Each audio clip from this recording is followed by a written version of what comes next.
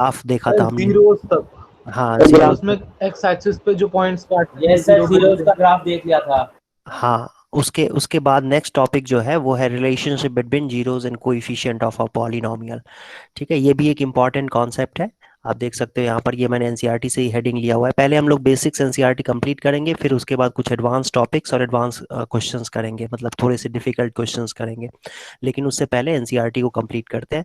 I think आज 45 minute है, और 45 मिनट नेक्स्ट क्लास में कंप्लीट हो जाएगा ये चैप्टर, एनसीईआरटी बेसिक्स। उसके बाद हम लोग थोड़ा एडवांस टॉपिक करेंगे इसी से रिलेटेड, पॉलिनोमियल से रिलेटेड, जो एनटीएससी में आते हैं। तो देखो, relationship between zeros and coefficient of polynomial क्या होता है ये समझते हैं हम। अब कोई क्वाड्रेटिक पॉलिनोमियल जो है उसका जनरल फॉर्म ये होता है, A X square plus B X plus C. अच्छा, एग्जाम्पल के लिए मैं जानबूझ के एक ऐसा एग्जाम्पल ले लेता हूँ, एक्स स्क्वायर माइनस 3x+2। मान लो ये पॉलिनोमियल हमने ले लिया। तो अब इसके जीरोस अगर हम फाइंड करना चाहें तो जीरोस कैसे फाइंड करते हैं? मिडिल टर्म स्प्लिट करके, ऐसे x-2 x-1, और फिर उसको जीरो के इक्वेट कर देते हैं। पहले तो इसका मिडिल टर्म स्प्लिट करके हमने क्या किया, इसको फैक्टराइज कर दिया, और फैक्टर्स इसके x-2 x-1 फैक्टर्स होंगे। और फिर आपको x-2 को जीरो के इक्वेट करोगे तो x की वैल्यू 2 आ जाएगी, और x-1 को जीरो करोगे तो x की वैल्यू 1 आ जाएगी। तो यही दो जो वैल्यूज हैं बच्चों, ये दो वैल्यूज कहलाते हैं, 2 और जो 1, ये दो वैल्यूज मिले हैं आपको, ये क्या कहलाते हैं? Zeros of X square minus 3x+2। ये तो सभी आप लोग जानते होंगे कि इसको हम जीरो कहते हैं, polynomial 3x square minus 3x+2 का जीरो है ये। ओके।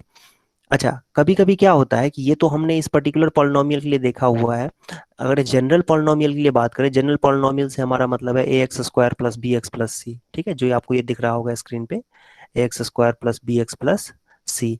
ये जो पॉलिनोमियल है जनरल पॉलिनोमियल, इस जनरल पॉलिनोमियल का अगर जीरो की बात करें तो उसको कुछ लोग क्या करते हैं, अल्फा बीटा ले लेते हैं। अल्फा और बीटा, ये भी आप लोगों में से कई बच्चों ने सुना होगा, अल्फा बीटा ले लेते हैं। मतलब ये वैल्यू जो आपको मिली हुई है इसको अल्फा कह दें, इसको बीटा कह दें, मतलब कहने की ये एक एजम्पशन सा है, देख सकते हैं हम।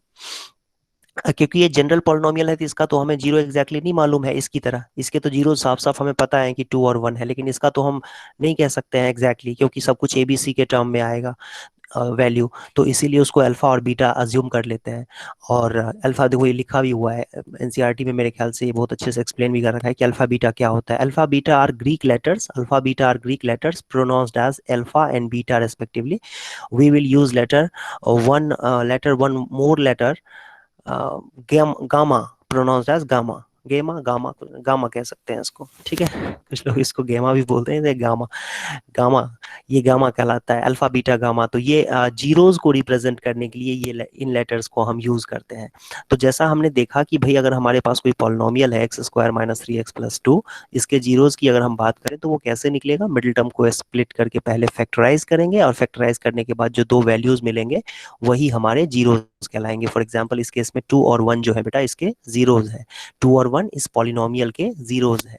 अच्छा, जीरो से एक बार फिर से रिवाइज करते हैं, जीरो का मतलब क्या होता है कि x की वैल्यू अगर मैं 2 रखूं इसमें, है ना, 2 यहाँ पर, 2 का स्क्वायर 3 × 2 + 2, तो ये पूरा एक्सप्रेशन जीरो हो जाएगा, ये पूरा का पूरा एक्सप्रेशन पॉलिनोमियल जीरो हो जाएगा।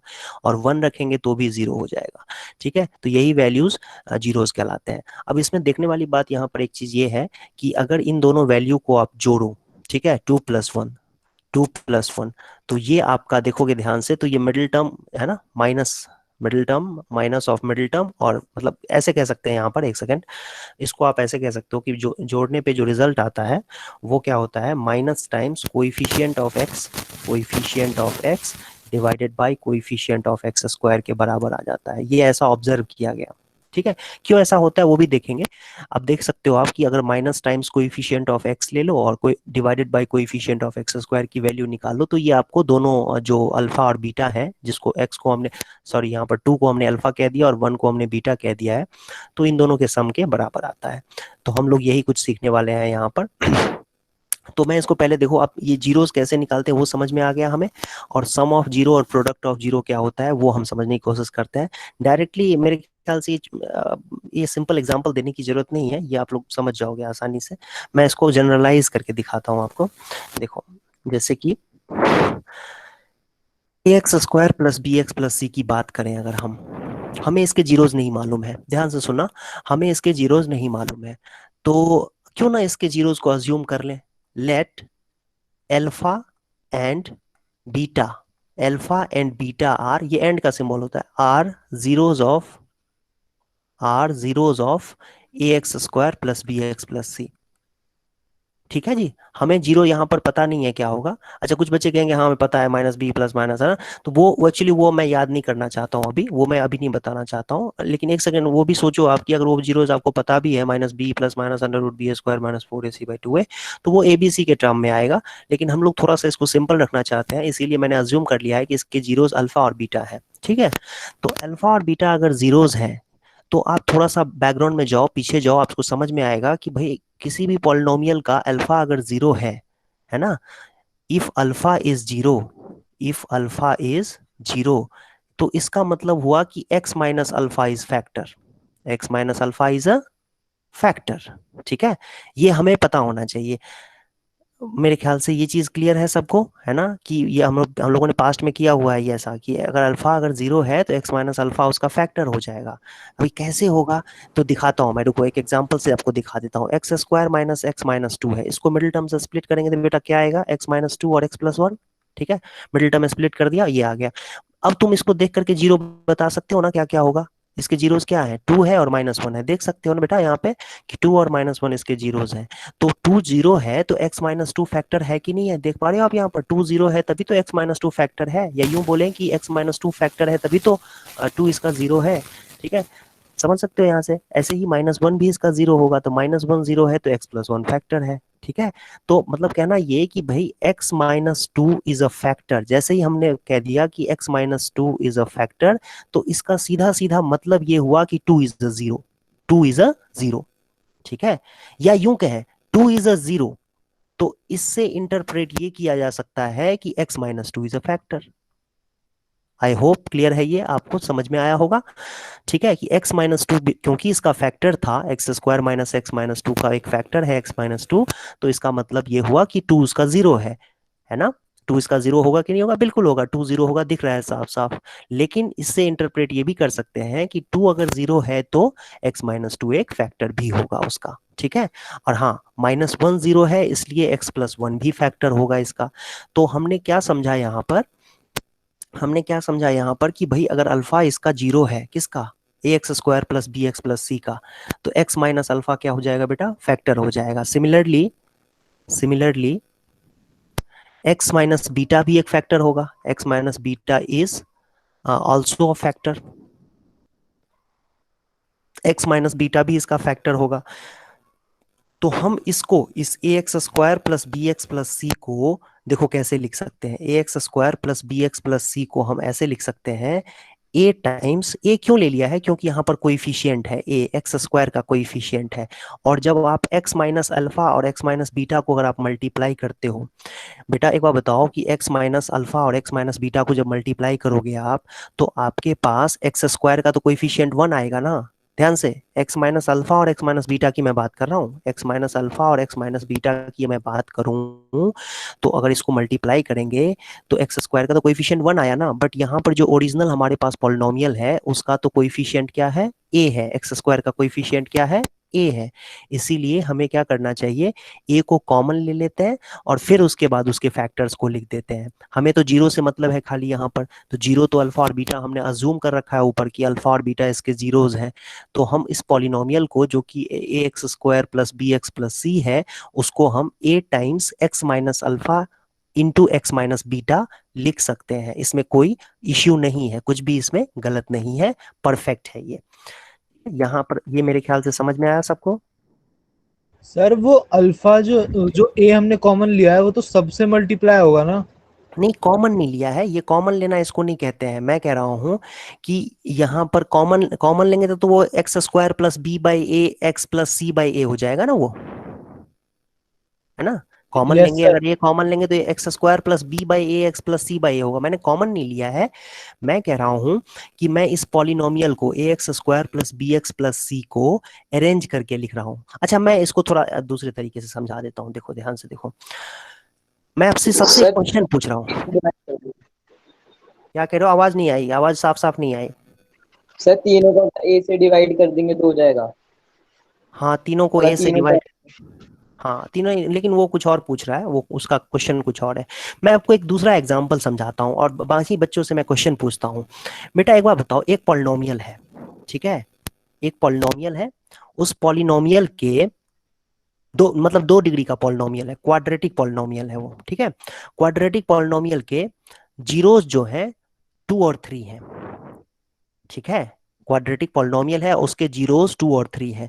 तो क्या वो पॉलिनोमियल ऐसे लिख सकते हैं हम, x-2 x-3? क्या यस ऐसे लिख यस सकते हैं? Sir. Yes yes sir. Sir. Yes yes sir. Sir. सभी यस बच्चे yes yes sir. Sir sir. कह रहे हैं, यस सभी सर। बच्चे यस सर कह रहे हैं। Yes yes sir. ठीक सर। है, वेरी गुड वेरी गुड। अब मैं कह रहा हूं, अब हाँ में ना, हाँ या ना में जवाब देना कि क्या केवल ऐसे ही लिखा जा सकता है पॉलिनोमियल को, x-2 × x-3 ही लिखा जा सकता है, या किसी और दूसरे तरीके से भी लिखा जा सकता है? सर सर एक हम लीडिंग कांस्टेंट टर्म कोएफिशिएंट होगी। यूज कर सकते हैं, कोई लीडिंग हाँ कोएफिशिएंट जो होगा उसमें, जैसे 2 मल्टीप्लाई कर सकते हैं 3 ऐसे। हाँ बिल्कुल सही बिल्कुल सही। देखो बेटा, अभी इसको देख करके तुम्हें क्या समझ में आ रहा है कि ये क्वाड्रेटिक पॉलिनोमियल है जिसके जीरोस 2 और 3 हैं। एग्री कर रहे हो इस बात से कि ये क्वाड्रेटिक पॉलिनोमियल बनेगा मल्टीप्लाई करने के बाद जिसके जीरोस 2 और 3 हैं? एग्री करते हो ना सभी यस बच्चे सर। इस बात पे? लेकिन मैं यस सर। यहाँ अगर टू लगा दूं, यस यहाँ पर सर। अगर टू लगा दूं तो फर्क थोड़ी पड़ेगा, अभी भी ये क्वाड्रेटिक पॉलिनोमियल ही है जिसके जीरोस 2 और 3 हैं। अभी एग्री कर रहे हो सभी बच्चे? भाई 2 से मल्टीप्लाई यस करने यस से सर। फर्क थोड़ी यस पड़ेगा, अभी सर। यस अभी भी इसके सर। जीरो, अभी यस भी सर। इसके जीरोस 2 ही है यस और सर। 3 ही है और yes sir. Coefficient yes sir. Quadratic ही है। मान लो मैंने 12 कर दिया, 12 से मल्टीप्लाई कर दिया, तब तब भी सही है, तब भी इसके जीरोस 2 और 3 ही होंगे और क्वाड्रेटिक पॉलिनोमियल ही रहेगा ये, है ना। तो यहाँ पर जो ये पर सर आप कभी कोएफिशिएंट, भी कुछ ये पर सर आप कोएफिशिएंट, कभी भी कुछ मल्टीप्लाई करते तो डिवाइड भी तो करते हैं। मैं मेरी बात नहीं समझ पा रहे हो ना, तुम ग्रास्प ही नहीं कर पा रहे हो मैं क्या कहना चाह रहा हूँ। मैंने क्या कहा, मैं वो डिवाइड मल्टीप्लाई करते हैं, डिवाइड करते हैं, जब मल्टीप्लाई करते हैं तो डिवाइड भी करते हैं, लेकिन पूरी बात को समझो ना। यहाँ पर मैं तुम्हें कह रहा हूँ कि मैं कह रहा हूँ कि क्वाड्रेटिक एक पॉलिनोमियल है, ठीक है, जिसके जीरोस 2 और 3 हैं। तो क्या मैं उसको ऐसे नहीं लिख सकता हूँ? तुम मुझे ये बताओ, दो कंडीशंस मैंने तुम्हें कहा है बस, कि क्वाड्रेटिक पॉलिनोमियल होना चाहिए और उसके जीरोस 2 और 3 होने चाहिए। तो क्या ये सही है कि नहीं है, ये पूछ रहा हूं मैं। तो तुम दो बातों को पिक करो कि भाई क्या ये क्वाड्रेटिक पॉलिनोमियल है? बिल्कुल है, मल्टीप्लाई करके देख लो, क्वाड्रेटिक पॉलिनोमियल ही आएगा। क्या इसके जीरोस 2 और 3 है? बिल्कुल है, चेक करके देख लो। तो हाँ है, बिल्कुल सही बात है कि ये क्वाड्रेटिक पॉलिनोमियल है और इसके जीरोस 2 और 3 हैं। दो ही बातें पिक करनी है, क्या ये क्वाड्रेटिक पॉलिनोमियल है? बिल्कुल है। क्या इसके जीरोस 2 और 3 है? बिल्कुल है। समझे इस बात को? तो दो ही बात मतलब सही देखनी है इसमें हमें, क्या ये क्वाड्रेटिक पॉलिनोमियल है? बिल्कुल है। क्या इसके जीरोस 2 और 3 हैं? बिल्कुल है। अब मैं इस क्वेश्चन में चेंज करके मैंने इसको कर दिया 112। फिर से मैं पूछ रहा हूं तुमसे, क्या ये क्वाड्रेटिक पॉलिनोमियल है? बिल्कुल है। क्या इसके जीरोस 2 और 3 है? बिल्कुल है। समझ रहे हो यस बात सर। को? तो यहां पर जो ये जो कोइफिशिएंट है ना, ये कोइफिशिएंट मैटर नहीं करता है। 1 हो चाहे 12 हो चाहे 112 हो चाहे 10,000 हो, जीरो नहीं होना चाहिए ऑब्वियसली, जीरो होगा तो पूरा का पूरा ही जीरो हो जाएगा। लेकिन जीरो के अलावा यहाँ पर कुछ भी लगा हो, उससे ये डिनाई नहीं होता है फैक्ट कि आपका ये क्वाड्रेटिक पॉलिनोमियल है और उस क्वाड्रेटिक पॉलिनोमियल के जीरोस 2 और 3 हैं। तो हमें अगर जीरोस पता है, हमें अगर जीरोस पता है, तो हम यहाँ पर लीडिंग, इसको कोएफिशिएंट कहते हैं, लीडिंग कोएफिशिएंट कहते हैं, ठीक है। ये जो 112 मैंने लिख दिया ना बेटा यहाँ पर, इसको लीडिंग कोएफिशिएंट कहते हैं, जो एक्चुअली एक्स स्क्वायर का कोएफिशिएंट बनेगा। अगर यहाँ पर 12 होता तो वो एक्स स्क्वायर का कोएफिशिएंट 12 होता। अगर 2 होता तो लीडिंग कोएफिशिएंट, या यूं कहें कि एक्स स्क्वायर का कोएफिशिएंट 2 होता। जो चाहे मर्जी आप रख लो, कोई फर्क नहीं पड़ता है, ठीक है। तो आप समझो इस बात को। सर इसमें ये जो 2 है तो सबसे मल्टीप्लाई नहीं होगा। अरे सबसे मल्टीप्लाई होगा, फिर से पूरी कहानी नहीं समझ में आ रही है तुम्हें, मैं क्या तुम्हें समझाना चाह रहा हूँ ना सर वो नहीं 2x, पिक। तो फिर अगर सर सॉल्व करें तो 2x² माइनस 10x प्लस 12 आएगा। 2x² नहीं नहीं, सुनो मेरी बात सुनो, नहीं वही चीज है ना, तुम पिक नहीं कर पा रहे, जो चीज मैं कहना चाह रहा हूँ ना तुम वो पिक नहीं कर पा रहे हो, ठीक है। देखो इधर देखो, तुम्हें मैं समझा रहा हूँ। मेरे ख्याल से इतना ये तो बिल्कुल बच्चों वाला काम हो गया, चलो फिर भी कोशिश मैं करता हूँ। x² minus 2x minus minus 3, है ना, ये 3 है। इसके जीरो, जिसको फैक्टर्स क्या क्या होंगे बताओ? x-3 x+1, ठीक है। इसके जीरोस क्या क्या है? 3 और -1, समझ रहे हो, है ना। 3 और -1 इसके जीरोस होंगे, मतलब 3 रखने पे ये जीरो हो जाएगा, है कि नहीं, और -1 रखने पे भी ये 0 हो जाएगा। अब मैं क्या कह रहा हूँ, इसको 2 से मल्टीप्लाई कर देता हूँ, 2x² माइनस 4x माइनस 6, 2 से मल्टीप्लाई, इसको 2 से मल्टीप्लाई कर दिया, तो क्या 3 रखने पे अब ये 0 नहीं होगा? बिल्कुल होगा, करके देख लो ना, तुम करके देख लो, 0 ही होगा। 3 3 जा 9, 2 जा 18, -4 3 जा 12, -6, 0 ही तब भी होगा। तो ये 2 से मल्टीप्लाई किया, अब तुम 12 से मल्टीप्लाई करके देख लो, 2000 से मल्टीप्लाई करके देख लो, कोई फर्क नहीं पड़ना है, वो 0 तब भी 0 ही होगा।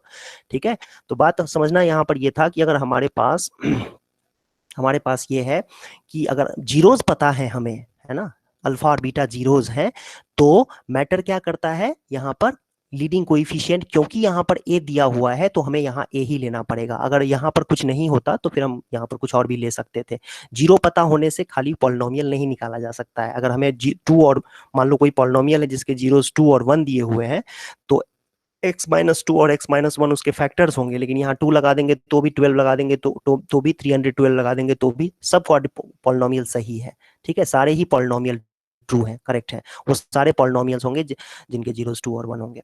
अब यहाँ पर देखना, यहाँ पर ये है कि जो ओरिजिनल पॉलिनोमियल था हमारा, वो है ax² plus bx plus c, मतलब उसमें x² का कोएफिशिएंट a है, तो उसमें अगर x² का कोएफिशिएंट अगर a है, तो यहाँ पर मैंने क्या किया, a से इसको मल्टीप्लाई कर दिया। ठीक है, ये है ना, तो ये हमारे पास आ गया। अब यहाँ से सीधा सीधा कंपेयर कर लो, अब तुम इसको मल्टीप्लाई करोगे ना, ax² plus bx plus c, तो यही रहेगा एज इट इज, लेकिन इधर की तरफ जो मल्टीप्लाई करोगे, तो मैं जल्दी जल्दी कर देता हूँ, तुम लोग अपना आराम से करना घर पे। तो ऐसा कुछ दिखेगा तुम्हें,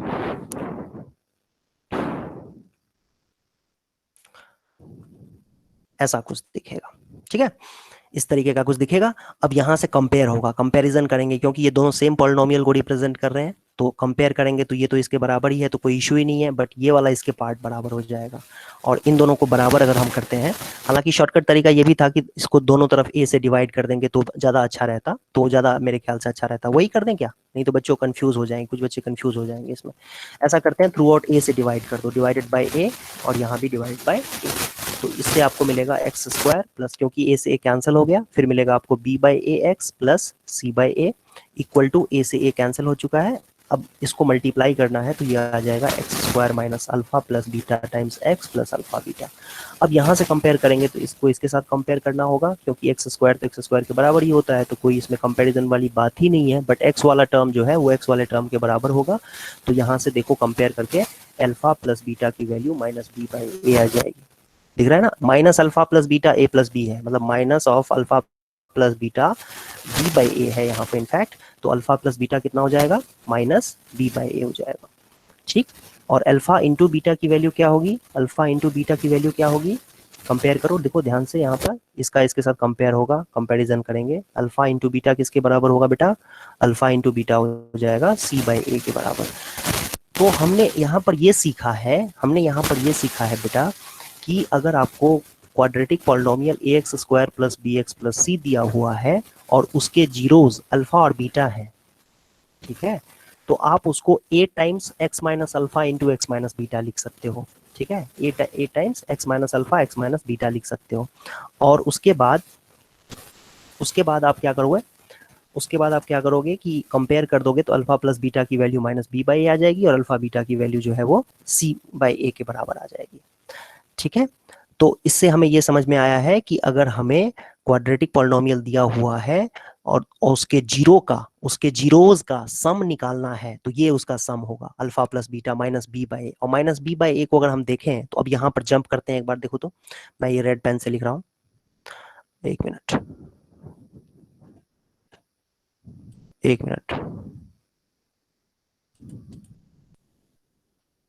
ये देखो, ये जो सम ऑफ जीरोज है, ये एक्चुअली हम ये करना चाहते थे, ये हम निकालना चाहते थे, इसीलिए इतना सारा कुछ कह सकते हो कि ये तामझाम किया है हमने।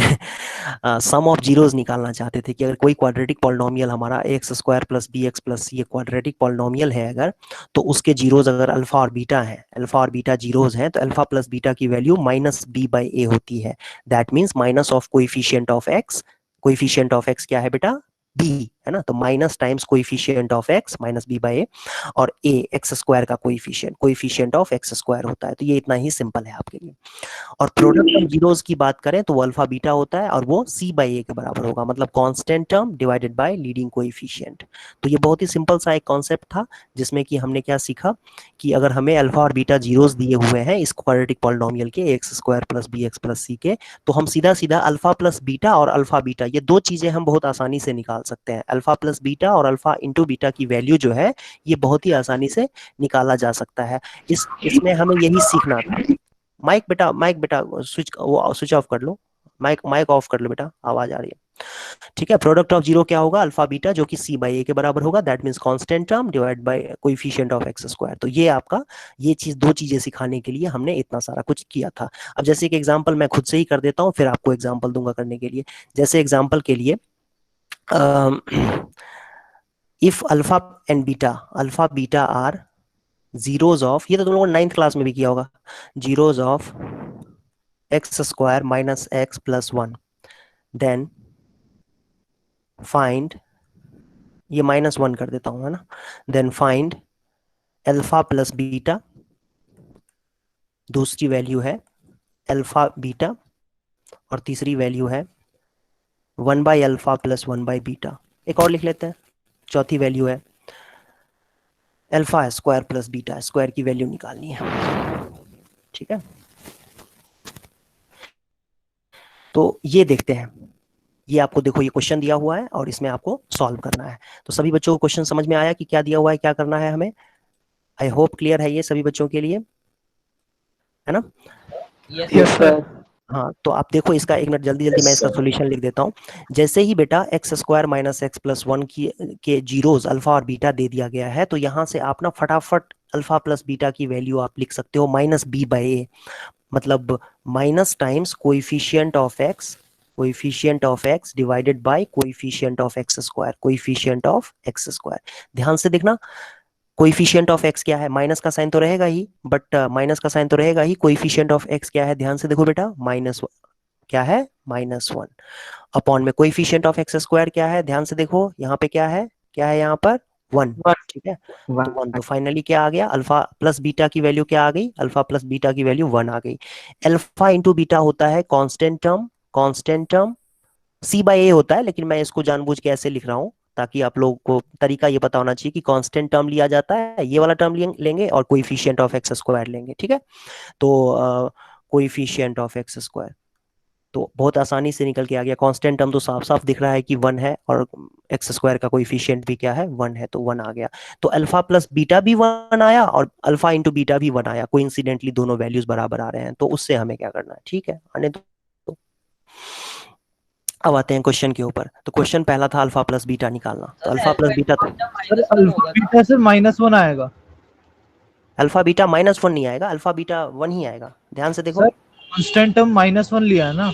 यस सर, अल्फा बीटा -1 आएगा, अल्फा बीटा 1 आएगा, सी अपॉन ए आएगा ना, यस सर -1 आ रहा है। नहीं, यहाँ पर मैंने गलत लिख दिया था, यहाँ गलत लिख दिया था मैंने, ठीक है, यहाँ प्लस माइनस था, यहाँ पर माइनस था, तो ये हो जाएगा -1 बाय -1, दैट मीन्स -1, यहाँ पर -1 था ये, ठीक है, सॉरी, एक मिनट इसको हटा देते हैं, ये आ जाएगा -1 था यहाँ पर।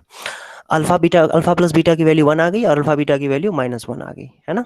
और फिर तीसरा नंबर है 1 by alpha plus 1 by beta, तो 1 by alpha plus 1 by beta को तो सॉल्व करना पड़ेगा इस तरीके से, है ना, एलसीएम लेकर के, और फिर अल्फा प्लस बीटा न्यूमरेटर में आया जो कि 1 है, अल्फा बीटा नीचे डिनोमिनेटर में आया -1 है, 1 अपॉन -1 क्या होता है, -1 आ गया।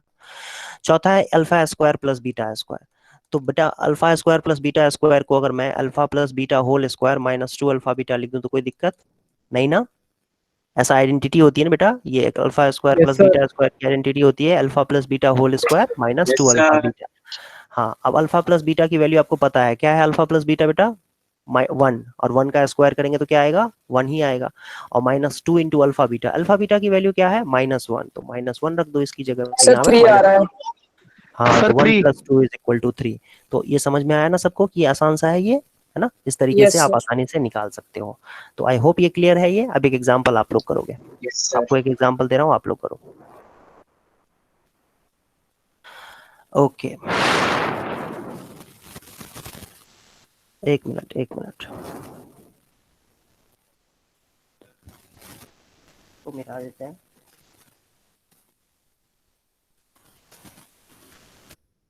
देखो क्वेश्चन लिखो और सॉल्व करो। If alpha beta are zeros of 2x square minus 3x plus 4, then find its, नहीं, find 1 by alpha plus 1 by beta, दूसरी value alpha square plus beta square, और तीसरी वैल्यू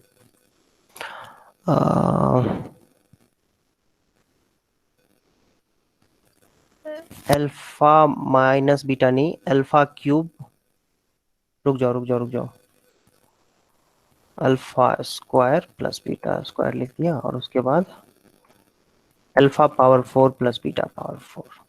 ये तीन वैल्यूज, तीन क्वेश्चन सॉल्व करो।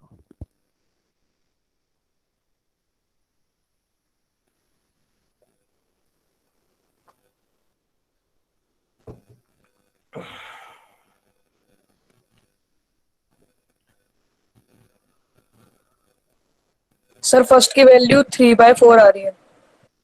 ठीक है, नेक्स्ट क्वेश्चन करो, नेक्स्ट पार्ट करो। सभी बच्चे कमेंट बॉक्स में भी आंसर लिख सकते हैं।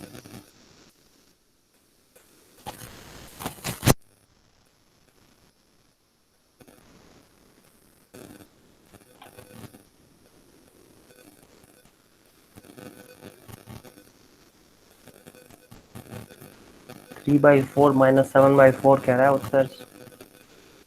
3/4 साची। सर सेकंड की -7/4। ओके, मनस्वी सिंह कह रही है 3/4। आदित्य सिन्हा फर्स्ट पार्ट का आंसर 3/4।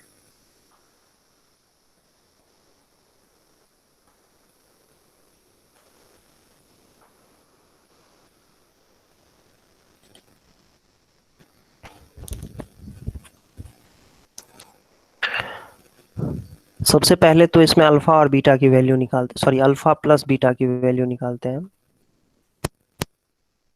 इसके अल्फा बीटा 0 है, तो अल्फा प्लस बीटा हो जाएगा 3/2, और अल्फा बीटा की वैल्यू हो जाएगी 4/2, दैट मीन्स 2। 4/2 है, that means 2। Alpha plus beta ये आ गया। पहला पार्ट है 1 by alpha plus 1 by beta, तो आपको पता ही है कैसे करेंगे। ये एलसीएम लेंगे पहले अल्फा बीटा, फिर ऊपर आ जाएगा बीटा प्लस अल्फा, और अल्फा प्लस बीटा की वैल्यू बच्चों 3/2 दिया हुआ है, और अल्फा बीटा की वैल्यू 2 दिया हुआ है, तो 3/2 इंटू 1/2 हो जाएगा। ऐसे होता है ना, ये रेसिप्रोकल हो जाता है, 2/1 का 1/2 हो जाता है, तो ये 3/4 हो जाएगा।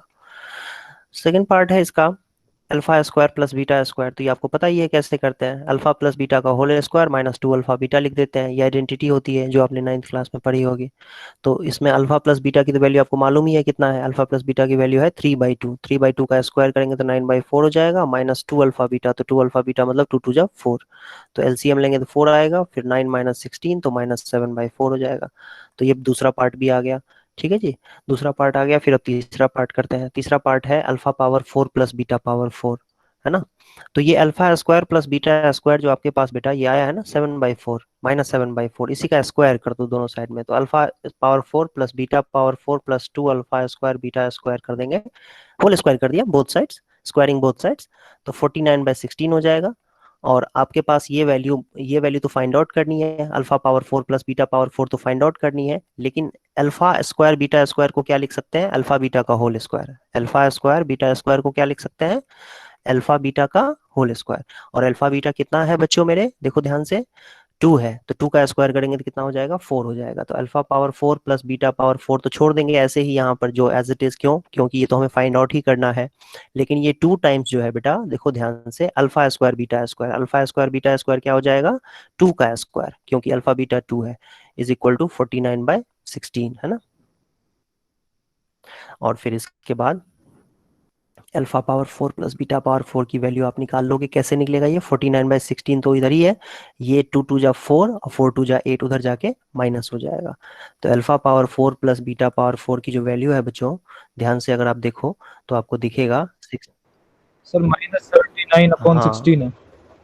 एक मिनट, सॉल्व करने कितना आ रहा है ये, माइनस -70। सर -21 हाँ अपॉन हाँ हाँ 4।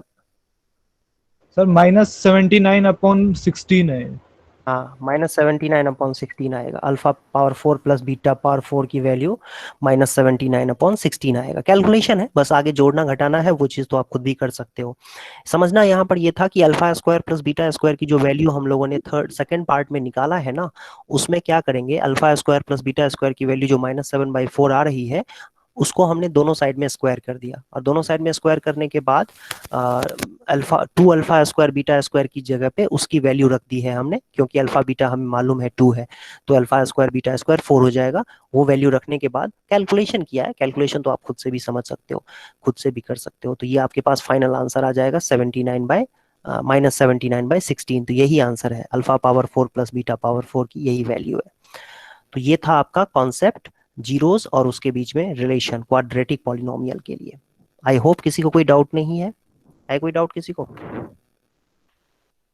सर लास्ट पार्ट फिर से समझा दो। नहीं समझाऊंगा ना, यही तो मैंने लास्ट पार्ट नहीं समझाऊंगा। लास्ट पार्ट मैंने 2 बार 3 बार क्या बोला है, कैलकुलेशन है, कैलकुलेशन तुम्हें खुद से करना चाहिए, ठीक है। कैलकुलेशन कह रहे हो मुझसे कि कैलकुलेशन करके दिखा दो कि तुमने जोड़ा कैसे है, ये कोई बताता है? ये चीज तुम्हें खुद ही करना चाहिए। मैं 3 बार इसलिए बोला, मुझे पता था यहीं पर बच्चा कहेगा कि ये नहीं आया समझ में। क्यों? क्योंकि ये कैलकुलेशन है। अभी कैलकुलेशन बच्चा खुद से नहीं करना चाहता है, ठीक है। तो वो मैंने इसलिए 3 बार बोला है कि कैलकुलेशन तुम खुद से कर सकते हो, ठीक है, खुद से समझ सकते हो, कोई बड़ी बात नहीं है, ठीक है। और ये मुझे लगा कि यहाँ पर दिक्कत हो सकती है, तो मैंने एक बार समझा दिया, फिर दोबारा बोल रहा हूँ, मैं रिपीट कर रहा हूँ। 2 बार मैंने इसलिए बोला था क्योंकि मुझे लगा यहाँ बच्चा कंफ्यूज हो सकता है। ध्यान ध्यान से सुनते नहीं हो तुम लोग, और इससे तुम्हारा नुकसान है। क्यों? क्योंकि तब ऐसा होगा कि फिर 1 महीने तक यही चैप्टर चलता रहेगा। जब तुम स्लो समझोगे, ध्यान से अलर्ट नहीं रहोगे, तो तुम्हारा नुकसान है। Alpha square plus beta square हमने लास्ट पार्ट में निकाला है, सेकंड पार्ट में निकाला है -7/4 के बराबर, ठीक है। फिर हमने क्या किया, alpha square plus beta square की वैल्यू को स्क्वायर कर दिया दोनों साइड में, है ना, लेफ्ट हैंड साइड और राइट हैंड साइड दोनों साइड में स्क्वायर कर दिया। तो स्क्वायर करने का फार्मूला पता ही आपको, a² + b² + 2ab। तो उस फार्मूले से ये आपके पास आ जाएगा alpha power 4 plus beta power 4 plus 2 alpha square beta square, और राइट हैंड साइड में स्क्वायर करोगे तो 49/16 हो जाएगा। फिर यहाँ पर अल्फा पावर 4 नेक्स्ट स्टेप में, alpha power 4 plus beta power 4 को मैंने एज इट इज छोड़ दिया, क्योंकि वो तो हमें फाइंड आउट ही करना है। But alpha square into beta square जो है बेटा, यहाँ पर उसकी वैल्यू हमने पुट कर दी है। कितनी है अल्फा स्क्वायर बीटा स्क्वायर? जब अल्फा बीटा 2 है, जब अल्फा इंटू बीटा की वैल्यू 2 है, तो अल्फा स्क्वायर बीटा स्क्वायर कितना होगा? अल्फा इंटू बीटा का होल स्क्वायर, है ना। तो वो हो जाएगा 2 का स्क्वायर। तो 4 2 2 जा 4 2 जा 16, और उधर जाके माइनस करेंगे तो 2 2 जा 4 2 जा 8, आई एम सॉरी 16 बोल दिया था मैंने, 2 2 जा 4 2 जा 8, तो 8 उधर जाके माइनस होगा राइट हैंड साइड में। और फिर उसके बाद एलसीएम लेंगे, 16 आएगा, 49 - 128 माइनस करेंगे 79 आएगा, -79/16। तो यही आपका आंसर है, ठीक है। अलर्ट रहा करो बच्चों, नहीं तो फिर इस तरीके से आप जब देखो कोई चीज जो मुझे लगता है जो आपको समझ में नहीं आएगा, मैं ऑलरेडी वो अपनी मर्जी से आपके बिना बताए ही 2 बार एक्सप्लेन करता हूँ मैं वो, ठीक है। 2 बार एक्सप्लेन कर रहा हूँ तो आप समझ जाना कि कुछ बच्चों को उसमें डाउट होगा, तभी मैं कर रहा हूँ, ठीक है। तो मैं बहुत ही सेफ चल रहा हूँ एक्चुअली, मैं अज्यूम करके चल रहा हूँ कि बच्चों को मेरी बात एक बार में समझ में नहीं आती है सिंपल चीजें, इसलिए मैं उसको 2 बार बोलता हूँ, ठीक है। लेकिन आप अलर्ट नहीं रहोगे तो मैं 2 बार क्या 20 बार भी बोलूंगा तो भी नहीं आएगा समझ में, ये तो आप भी जानते हो, है ना। कि आप अलर्ट नहीं रहोगे तो नहीं समझ पाओगे ना चीज़ों को। तो अलर्ट रहना, थोड़ा सा अलर्ट रहना चाहिए आपको, और कैलकुलेशन वाला पार्ट खुद से ट्राई करना चाहिए। इसमें कैलकुलेशन पार्ट अगर ना भी समझ में आए तो आपको इतना आइडिया रहना चाहिए कि ये कैलकुलेशन है, ये तो मैं खुद से भी कर लूंगा। अब इसके आगे जो कॉन्सेप्ट है बेटा वो है क्यूबिक पॉलिनोमियल के लिए, सेम चीज है बट क्यूबिक पॉलिनोमियल के लिए है। कोएफिशिएंट के बीच में रिलेशन है, बट वो किसके लिए है? क्यूबिक पॉलिनोमियल के लिए। वो हम लोग अभी देखेंगे। बस अभी स्टार्ट करते हैं। एक्सक्यूज मी, 1 मिनट होल्ड करो।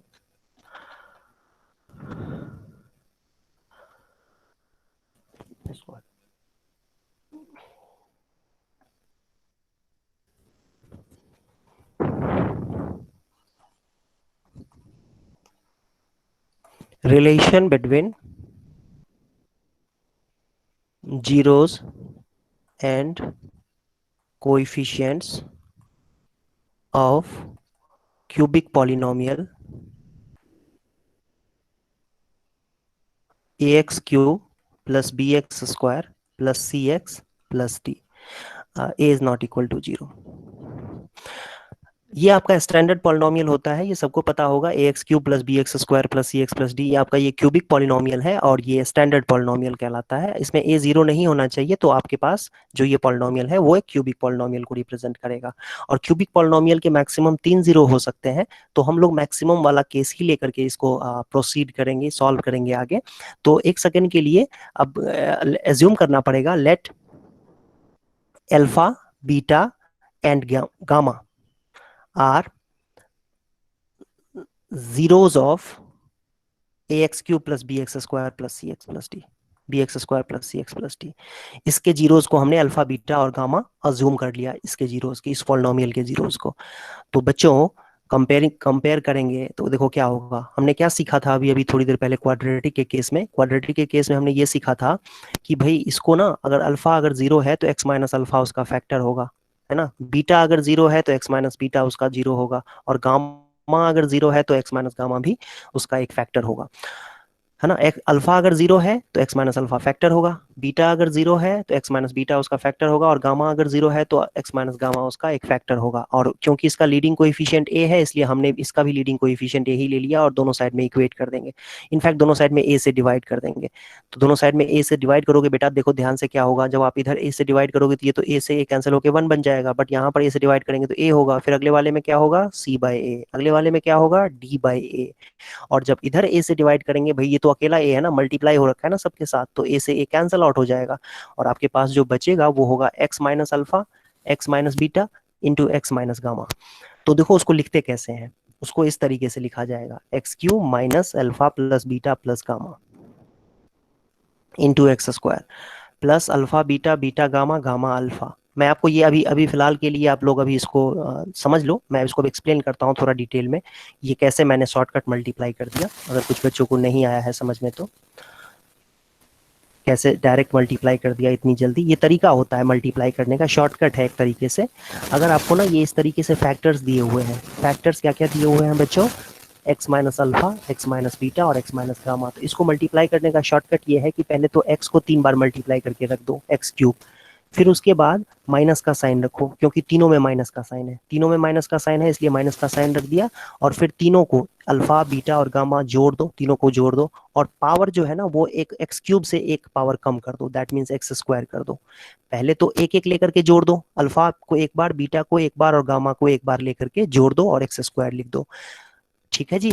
सबसे पहला काम क्या करना है, सुनो, x minus alpha x minus beta x minus gamma को मल्टीप्लाई करना है। तो देखो मैं एक काम करते हैं, इसको रफ में मैं करके दिखाता हूँ, इसको डिलीट कर दूंगा, फिर एक मिनट देखो यहाँ पे मैं करके दिखाता हूँ। X minus alpha x minus beta x minus gamma को अगर मल्टीप्लाई करना, या बेहतर ये होगा समझाने के लिए ना, मैं फॉर अभी इस केस में एग्जांपल के लिए X minus A X minus B X minus C ले लेता हूँ, ताकि आपको अल्फा बीटा गामा से कंफ्यूजन हो। तो सबसे पहला काम ये करना है कि एक्स एक्स एक्स 3 बार मल्टीप्लाई कर दिया, ठीक है, फिर माइनस है तीनों जगह पे, माइनस यहाँ भी माइनस यहाँ भी माइनस यहाँ भी, तो यहाँ माइनस का साइन लिख दिया, और फिर एक एक बार ए को एक बार, बी को एक बार, सी को एक बार लेकर के रख दो, जोड़ दो, ठीक है। और पावर यहाँ से एक्स क्यूब था तो अब पावर एक कम करके एक्स स्क्वायर लिख देंगे, और ये माइनस का साइन लिखा है, अगली बार प्लस का साइन आएगा। फिर एक पहली बार यहाँ क्या किया था, एक्स ए को ए बार लिया था, ए को एक बार लिया था, बी को एक बार लिया था, सी को एक बार लिया था। अब क्या करना है, ए और बी को लेना है, ठीक है, ए और बी को लेना है, फिर बी और सी को लेना है, प्लस बी सी, फिर क्या लेना है, सी और ए को लेना है, सी ए, तीनों को ऐड करना है और पावर एक कम कर देना है ना। और साइन भी देखो उल्टा उल्टा चल रहा है, ये पहले माइनस था फिर प्लस था, अब फिर माइनस आएगा यहाँ पर, और फिर क्या करना है, ए बी सी तीनों को आपस में मल्टीप्लाई कर देना है। पहले ए बी सी एक एक लिया था, फिर ए बी इस तरीके से दो दो लेकर के किया है, ए बी बी सी सी ए दो दो लेकर के, ए और बी और सी में दो दो लेकर के किया है, फिर इसके बाद तीनों को एक साथ ले लिया। तो मल्टीप्लाई करने का ये शॉर्टकट तरीका होता है। तो मैं श्योर नहीं हूँ कि अभी आपको 100% ये समझ में आपको अभी आ गया होगा, बट धीरे धीरे प्रैक्टिस करके आपको ये क्लैरिटी आ जाएगी, ठीक है। तो इस तरीके से ऐड किया जाता है, इस तरीके से आप मल्टीप्लाई हाँ ठीक है, कुछ बच्चों को आ गया होगा, कुछ बच्चों को नहीं आया होगा, तो जिन बच्चों को नहीं आया ना धीरे धीरे प्रैक्टिस से आएगा, तो घबराने की जरूरत नहीं है। तो देखो बेटा यहाँ से ना कंपेयर करेंगे आप डायरेक्टली, एक्स क्यूब का तो कोई कंपैरिजन है ही नहीं, एक्स क्यूब तो एक्स क्यूब के बराबर है, वो सबको दिख रहा है, तो यहाँ इसमें कंपेयर करने जैसा कुछ है ही नहीं, बट इसके साथ कंपेयर करेंगे हम। तो हमारे पास जो आपको alpha plus beta plus gamma की जो वैल्यू दिखेगी, ध्यान से देखो, एक्स स्क्वायर है कैंसल आउट हो जाएगा, और minus times alpha plus beta plus gamma B by A है, minus times alpha plus beta plus gamma B by A है, तो alpha plus beta plus gamma कितना हो जाएगा, B by A, sorry sorry minus B by A हो जाएगा। ठीक है, फिर इसके बाद इसको इसके साथ कंपेयर करो, इस पार्ट के साथ, सी बाई ए को, सी बाई ए एक्स को alpha beta beta gamma gamma alpha x से कंपैरिजन करो, तो alpha beta plus beta gamma plus gamma alpha की जो वैल्यू आएगी वो आपकी, देखो ध्यान से, यहाँ पर भी प्लस का साइन है, यहाँ पर भी प्लस का साइन है, और यहाँ पर भी प्लस का साइन है, तो कोई इश्यू ही नहीं है, डायरेक्टली हम सी बाई ए लिख देंगे। ठीक है, और फिर इसको, ये लास्ट जो है ना, इसको इसके साथ कंपेयर करना है, अल्फा बीटा गामा के साथ, कांस्टेंट टर्म को, तो माइनस अल्फा बीटा गामा, ध्यान से देखो, ध्यान से देखो, माइनस अल्फा बीटा गामा किसके इक्वल है, डी बाई ए के इक्वल है, minus alpha beta gamma D by A के इक्वल है, तो अल्फा बीटा गामा किसके इक्वल हो जाएगा, माइनस डी बाई ए के इक्वल हो जाएगा।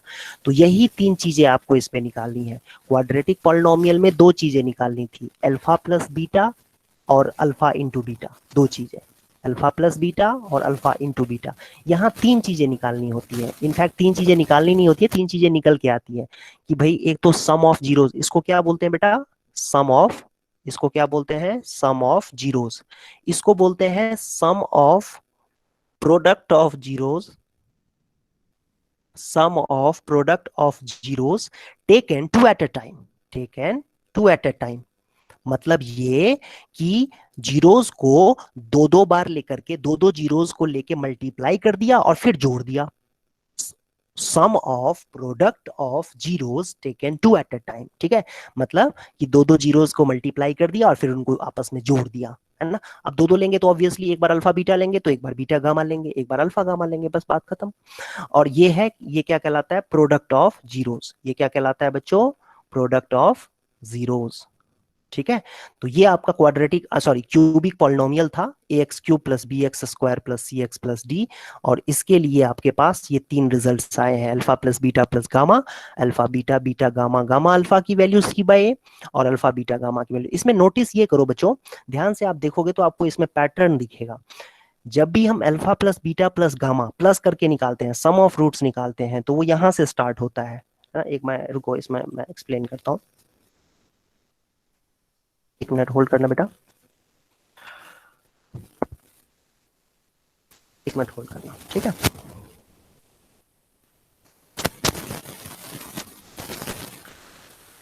ए X cube plus B X square plus C X plus D. अब जब भी हम alpha plus beta plus gamma इसमें निकालते हैं, ठीक है, तो वो क्या होता है, यहां से चलना स्टार्ट होता है, लेकिन स्टार्ट माइनस साइन के साथ होगा, माइनस बी बाई ए।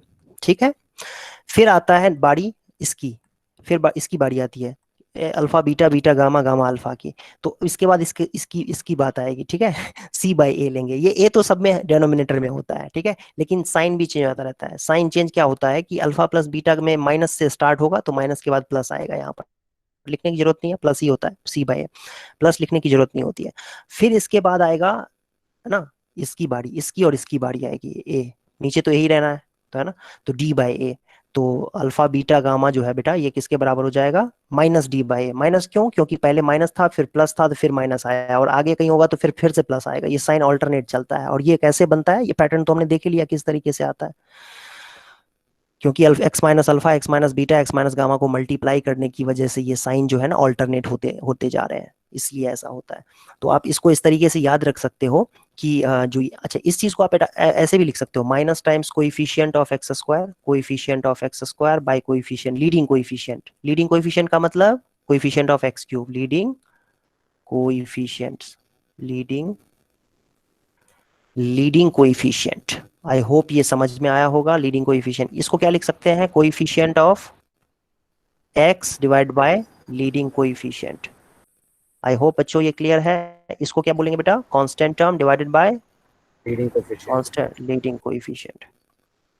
समझ में आया सबको, तो इस तरीके से आपको याद रखना है। ठीक है, सबसे पहले तो x cube x square x और इस तरीके से लिख दो, उसके बाद alpha plus beta plus gamma जो है वो बी बाई ए होगा, माइनस का साइन लगेगा, फिर alpha beta beta gamma gamma alpha जो है वो सी बाई ए होगा, प्लस का साइन लगेगा, माइनस के बाद प्लस, और फिर alpha into beta into gamma D by A होगा, फिर माइनस का साइन लगेगा। हाँ बोलो, कोई डाउट है किसी को? सर ने लीडिंग कोएफिशिएंट दोनों तरफ क्यों नहीं लिखा, क्योंकि वो दोनों ही लीड कर रहे हैं। दोनों तरफ मतलब मतलब न्यूमरेटर में भी और डिनोमिनेटर में भी।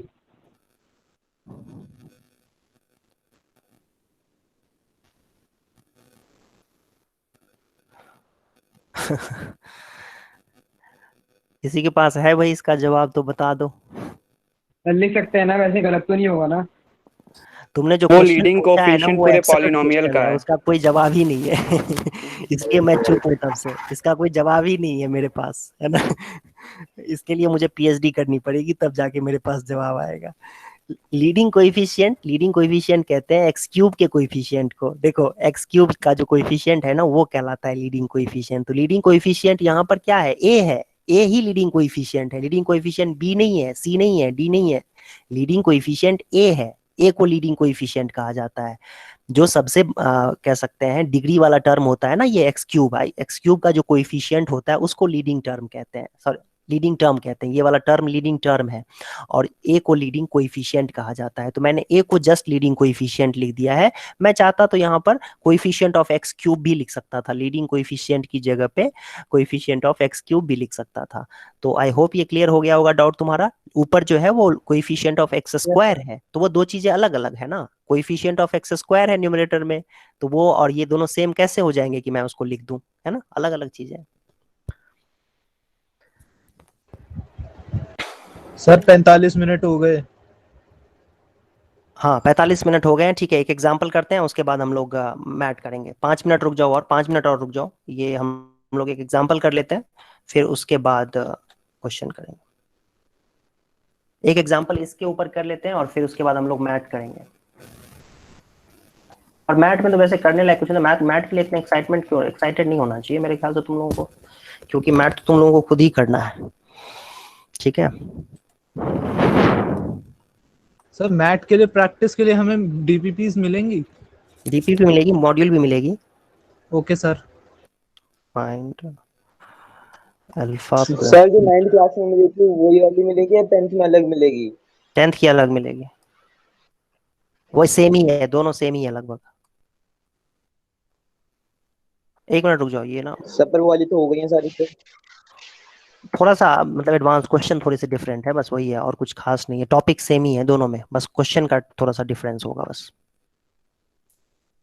एक मिनट रुक जाओ। If alpha beta gamma are zeros of x cube minus x square plus x plus 3, then find alpha plus beta plus gamma, पहला। दूसरा alpha beta beta gamma gamma alpha, और तीसरा अल्फा बीटा गामा। चौथा 1/अल्फा plus 1/बीटा plus 1/गामा। पहले question का answer बताओ बच्चों, comment box में लिख के। कमेंट बॉक्स देख रहा हूं मैं। सर दोनों का 1-1 आंसर आ रहा है। सर इसका थर्ड भी वन कर रहा होगा, हूँ। माइनस बी बाई ए होता है, ठीक है। माइनस बी बाई ए, तो इसमें पहचानो कि बी क्या है और ए क्या है, ठीक है। माइनस बी बाई ए होता है तो 1 आ जाएगा, -1 अपॉन माइनस माइनस ऑफ -1/1 है ना, तो 1 आ जाएगा। फिर इसके बाद आ जाएगा 1/1, क्योंकि सी बाई ए होता है तो सी बाई ए भी यही आएगा। और ये हो जाएगा -3। करके देख लेना बच्चों, है ना। आप इसको देखो तो यही आपका, इसमें ध्यान से देखो तो ए क्या है आपका, ए है 1, बी सर क्या थर्ड है का भी 1 आ रहा -1, सी क्या है 1, और डी क्या है 3, है ना। तो ये फार्मूला क्या होता है, माइनस बी बाई ए, है ना। इसका फार्मूला क्या होता है, सी बाई, इसका फार्मूला क्या होता है, डी बाई, इसका सॉरी माइनस डी बाई। इसका फार्मूला क्या, अच्छा इसका फार्मूला नहीं होगा, इसको सॉल्व करना पड़ेगा। अल्फा बीटा गामा बेटा एलसीएम होगा, ऊपर क्या जाएगा बीटा गामा, फिर अल्फा गामा, फिर अल्फा बीटा। तो आपके पास जो आंसर आया, ध्यान से देखो, ये वैल्यू आपको पता है, ये alpha beta beta gamma gamma alpha आपको पता है बेटा। ध्यान से देखो, कहाँ कहाँ पता है तुम्हें, ये रहा, ये 1 अपॉन में अल्फा बीटा गामा कितना है -3, तो -1/3। -1/3 सर। यही आंसर है। देखा कितना सिंपल है, ये सिंपल सा कॉन्सेप्ट था आपके लिए। आज हम लोग इसको मैथ्स पार्ट को यहीं पे रोकते हैं, अब हम लोग करेंगे मेंटल एबिलिटी।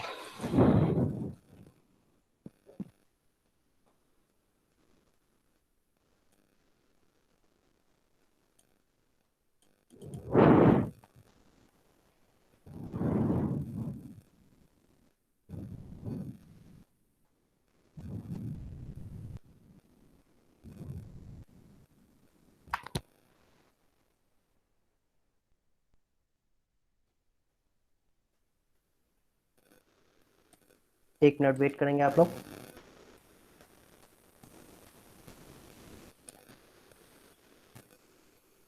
सर पिछले साल की मॉड्यूल भी कर लेंगे तो काफी है। नहीं, मतलब सर एनटीएससी के हिसाब से नए कुछ टॉपिक्स भी ऐड हुए हैं उसमें। बता रहा हूँ, एक मिनट रुक जाओ।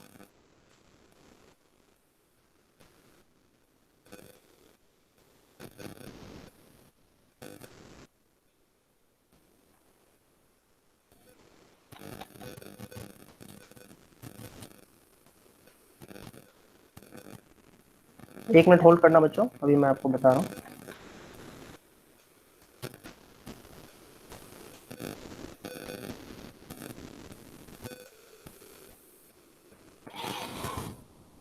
देखो, सबसे पहली बात तो मैं बता दूं कि जो बच्चे दिल्ली के स्कूल में पढ़ते हैं, दिल्ली के स्कूल से एग्जाम देंगे, फॉर्म फिल करेंगे, तो उनके लिए दिल्ली स्टेट एनटीएससी का एग्जामिनेशन कंडक्ट कराएगी। सबको पता है कि मेंटल एबिलिटी टेस्ट जो होता है, मेंटल एबिलिटी टेस्ट, ये आपका 100 क्वेश्चंस होते हैं इसके अंदर, है ना। पहली क्लास से आज, इसलिए थोड़ा सा मैं इंट्रोडक्शन पहले बता देता हूँ इसका आपको। और इसके लिए टाइम आपको कितना मिलता है बेटा? टाइम मिलता है आपको इसके लिए 2 आवर्स, ठीक है। इसका ब्रेकअप बताता हूँ मैं क्या होता है। अच्छा, सबसे पहले तो ये समझो इसमें कि जो दो टाइप के होते हैं, एक होता है वर्बल, एक होता है नॉन वर्बल। जो बच्चे यहाँ पर 9th and 10th 9th class में थे ना ऑलरेडी, तो उनको तो पता होगा क्योंकि उनको मैट की एक बुकलेट मिली हुई होगी, है ना, तो उन्होंने देखा होगा उसमें। हालांकि अब 10th क्लास में देखा जाए तो 10th क्लास में करें तो ज़्यादा ही बेहतर है, क्योंकि 9th क्लास में कई बार करने के बाद ना भूल जाते हैं बच्चे, तो फिर उसका फायदा नहीं रहता है। तो इसीलिए 10th क्लास में यहाँ पर हम लोग करेंगे।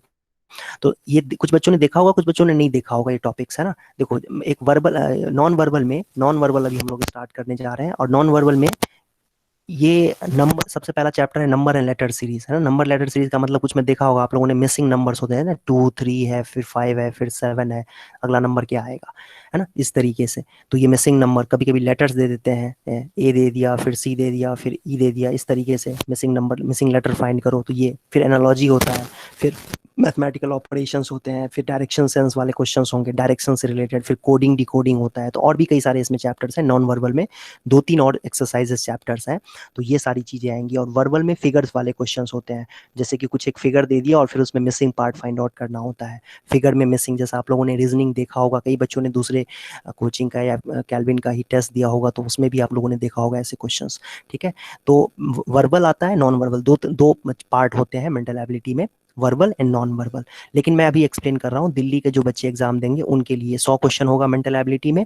और इन 100 क्वेश्चंस में आप ध्यान से देखोगे तो 35 से लेके 40 क्वेश्चंस जो होते हैं वो इन सब के नहीं होते हैं। नॉन वर्बल ये number letter series, analogy, mathematical, direction, ये वर्बल में फिगर वाले जो क्वेश्चंस होते हैं उस सब से रिलेटेड नहीं होते हैं। ये डायरेक्टली ये मैथमेटिक्स के क्वेश्चंस होते हैं। ये 5 साल से रिकॉर्ड है इनका कि ये ना मैथ्स के क्वेश्चन देते हैं, जिसमें आपको सिमिलर ट्राइंगल के ऊपर, जिसमें आपको 9th क्लास का जो एक्सपोनेंट वाले चैप्टर था, एक्सपोनेंट से रिलेटेड, उसके ऊपर, हाइट एंड डिस्टेंस के ऊपर, ट्रिगोनोमेट्री के ऊपर क्वेश्चंस होंगे मेंटल एबिलिटी में। समझो बात को, मेंटल एबिलिटी वाले पार्ट में 35 से 40 क्वेश्चंस जो है वो डायरेक्टली मैथ्स के क्वेश्चंस होते हैं। और बाकी जो बचते 60 क्वेश्चंस हैं, 60 क्वेश्चंस, ये एप्टीट्यूड के होते हैं। एप्टीट्यूड से हमारा मतलब है ये सारी चीजें, number letter series, analogy, clock, है ना, डायरेक्शन सेंस, कैलेंडर्स, इस तरह के जो क्वेश्चंस होते हैं, ये एप्टीट्यूड वाले क्वेश्चंस, ये 60 क्वेश्चन इसके होते हैं। तो 60 क्वेश्चन ये आपके ये एप्टीट्यूड से होंगे देखा जाए तो। इसमें हमें एक बात और समझना बहुत जरूरी है कि ये मैथमेटिक्स की तरह कंसेप्चुअल नहीं है ना। मतलब यूं कहें हम कि इसमें मैं थोड़ा सा आपको बता दूंगा, हिंट दे दूंगा, उसके बाद आपको खुद ही करना है।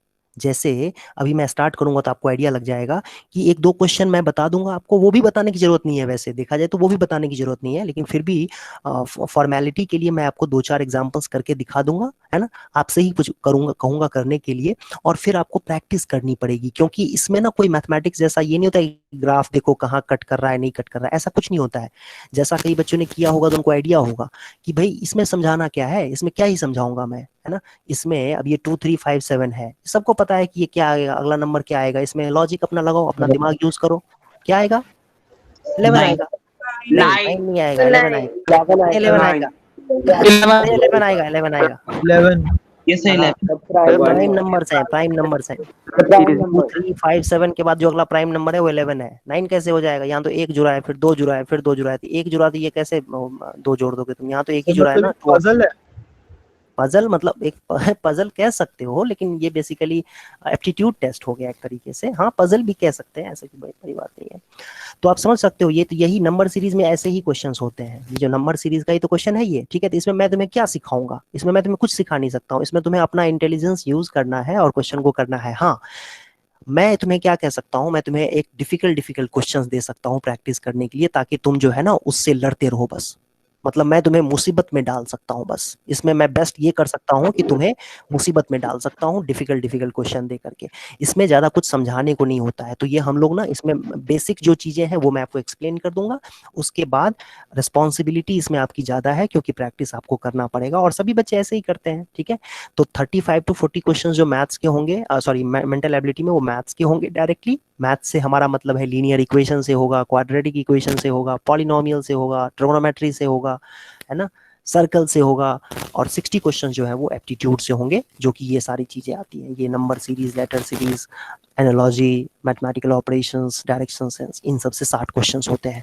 तो ये आप क्वेश्चन पेपर देखोगे कहीं पर, आप डाउनलोड करके भी देख सकते हो नेट से, तो आपको दिख जाएगा, उसमें आपको एनालाइज कर सकते हो कि मैं जो कह रहा हूँ वो सही कह रहा हूँ कि नहीं कह रहा हूँ। आप देख करके आपको आइडिया लग जाएगा। तो मेंटल एबिलिटी का मतलब ये सर जो दिल्ली से एनटीएससी दे रहे हैं उनके लिए सबसे इम्पोर्टेंट मैथ।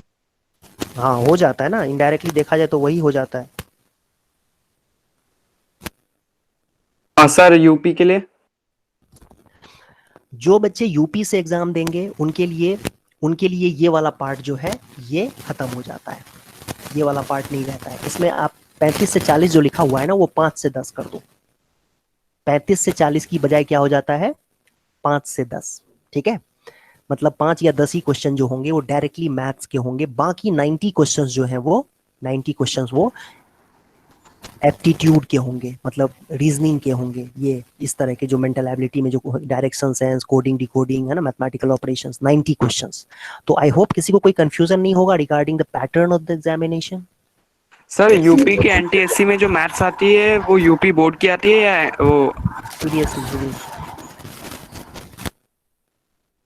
मैथ्स बहुत आसान आता है, यूपी बोर्ड का क्वेश्चन में मैथ्स बहुत ही आसान आता है। दिल्ली में टफ आता है। दिल्ली में जो मैथमेटिक्स का सेक्शन होगा सैट में, दिल्ली स्टेट में जो सैट का जो मैथमेटिक्स पोर्शन होता है, मैथमेटिक्स पोर्शन वो बहुत ही टफ आता है।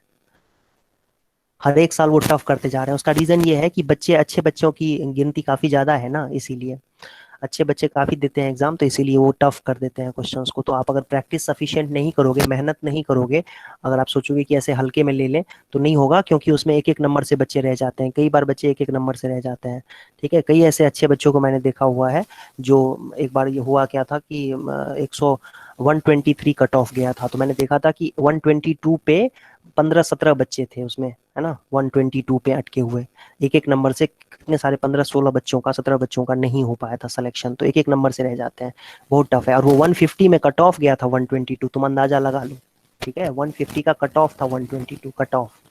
टॉपर के तो खैर 140 आ गए थे, लेकिन और क्वेश्चन पेपर भी ऐसा नहीं था कि बहुत आसान था। वो कोई नॉर्मल बच्चा नहीं कर सकता, जो बच्चा खाली स्कूल जाता है और जिसने एडवांस नहीं पढ़ा हुआ है, तो वो नहीं कर सकता था। वैसे क्वेश्चंस नहीं थे, इतने आसान नहीं आते हैं क्वेश्चंस, ठीक है। तो काफी थोड़ा टफ भी आता है, तो उसके लिए प्रैक्टिस करने की जरूरत है। मेरी तरफ से, हमारी यहाँ पर कैल्विन की तरफ से आप लोगों को पूरा सपोर्ट होगा। जितना आता है उससे ऊपर लेवल का ही कराएंगे सभी सब्जेक्ट में, math, physics, chemistry, biology, social science, सभी में आपको जितना आता है उससे ऊपर लेवल का ही कराएंगे। लेकिन उससे उससे कोई फायदा नहीं होता है। वैसे मैंने देखा, जो ऑब्जर्व किया है, कि मेरे कराने से थोड़ा ना हो जाएगा, मेरे कराने से होगा तो सबका हो जाना चाहिए फिर सिलेक्शन, ठीक है। आपके करने से होगा, मतलब मैं जितना कराता हूँ उसके बाद आपको खुद से एफर्ट लगाना पड़ेगा, खूब सारे क्वेश्चंस प्रैक्टिस करने पड़ेंगे, डिसिप्लिन रहना पड़ेगा, है ना, फोकस्ड रहना पड़ेगा।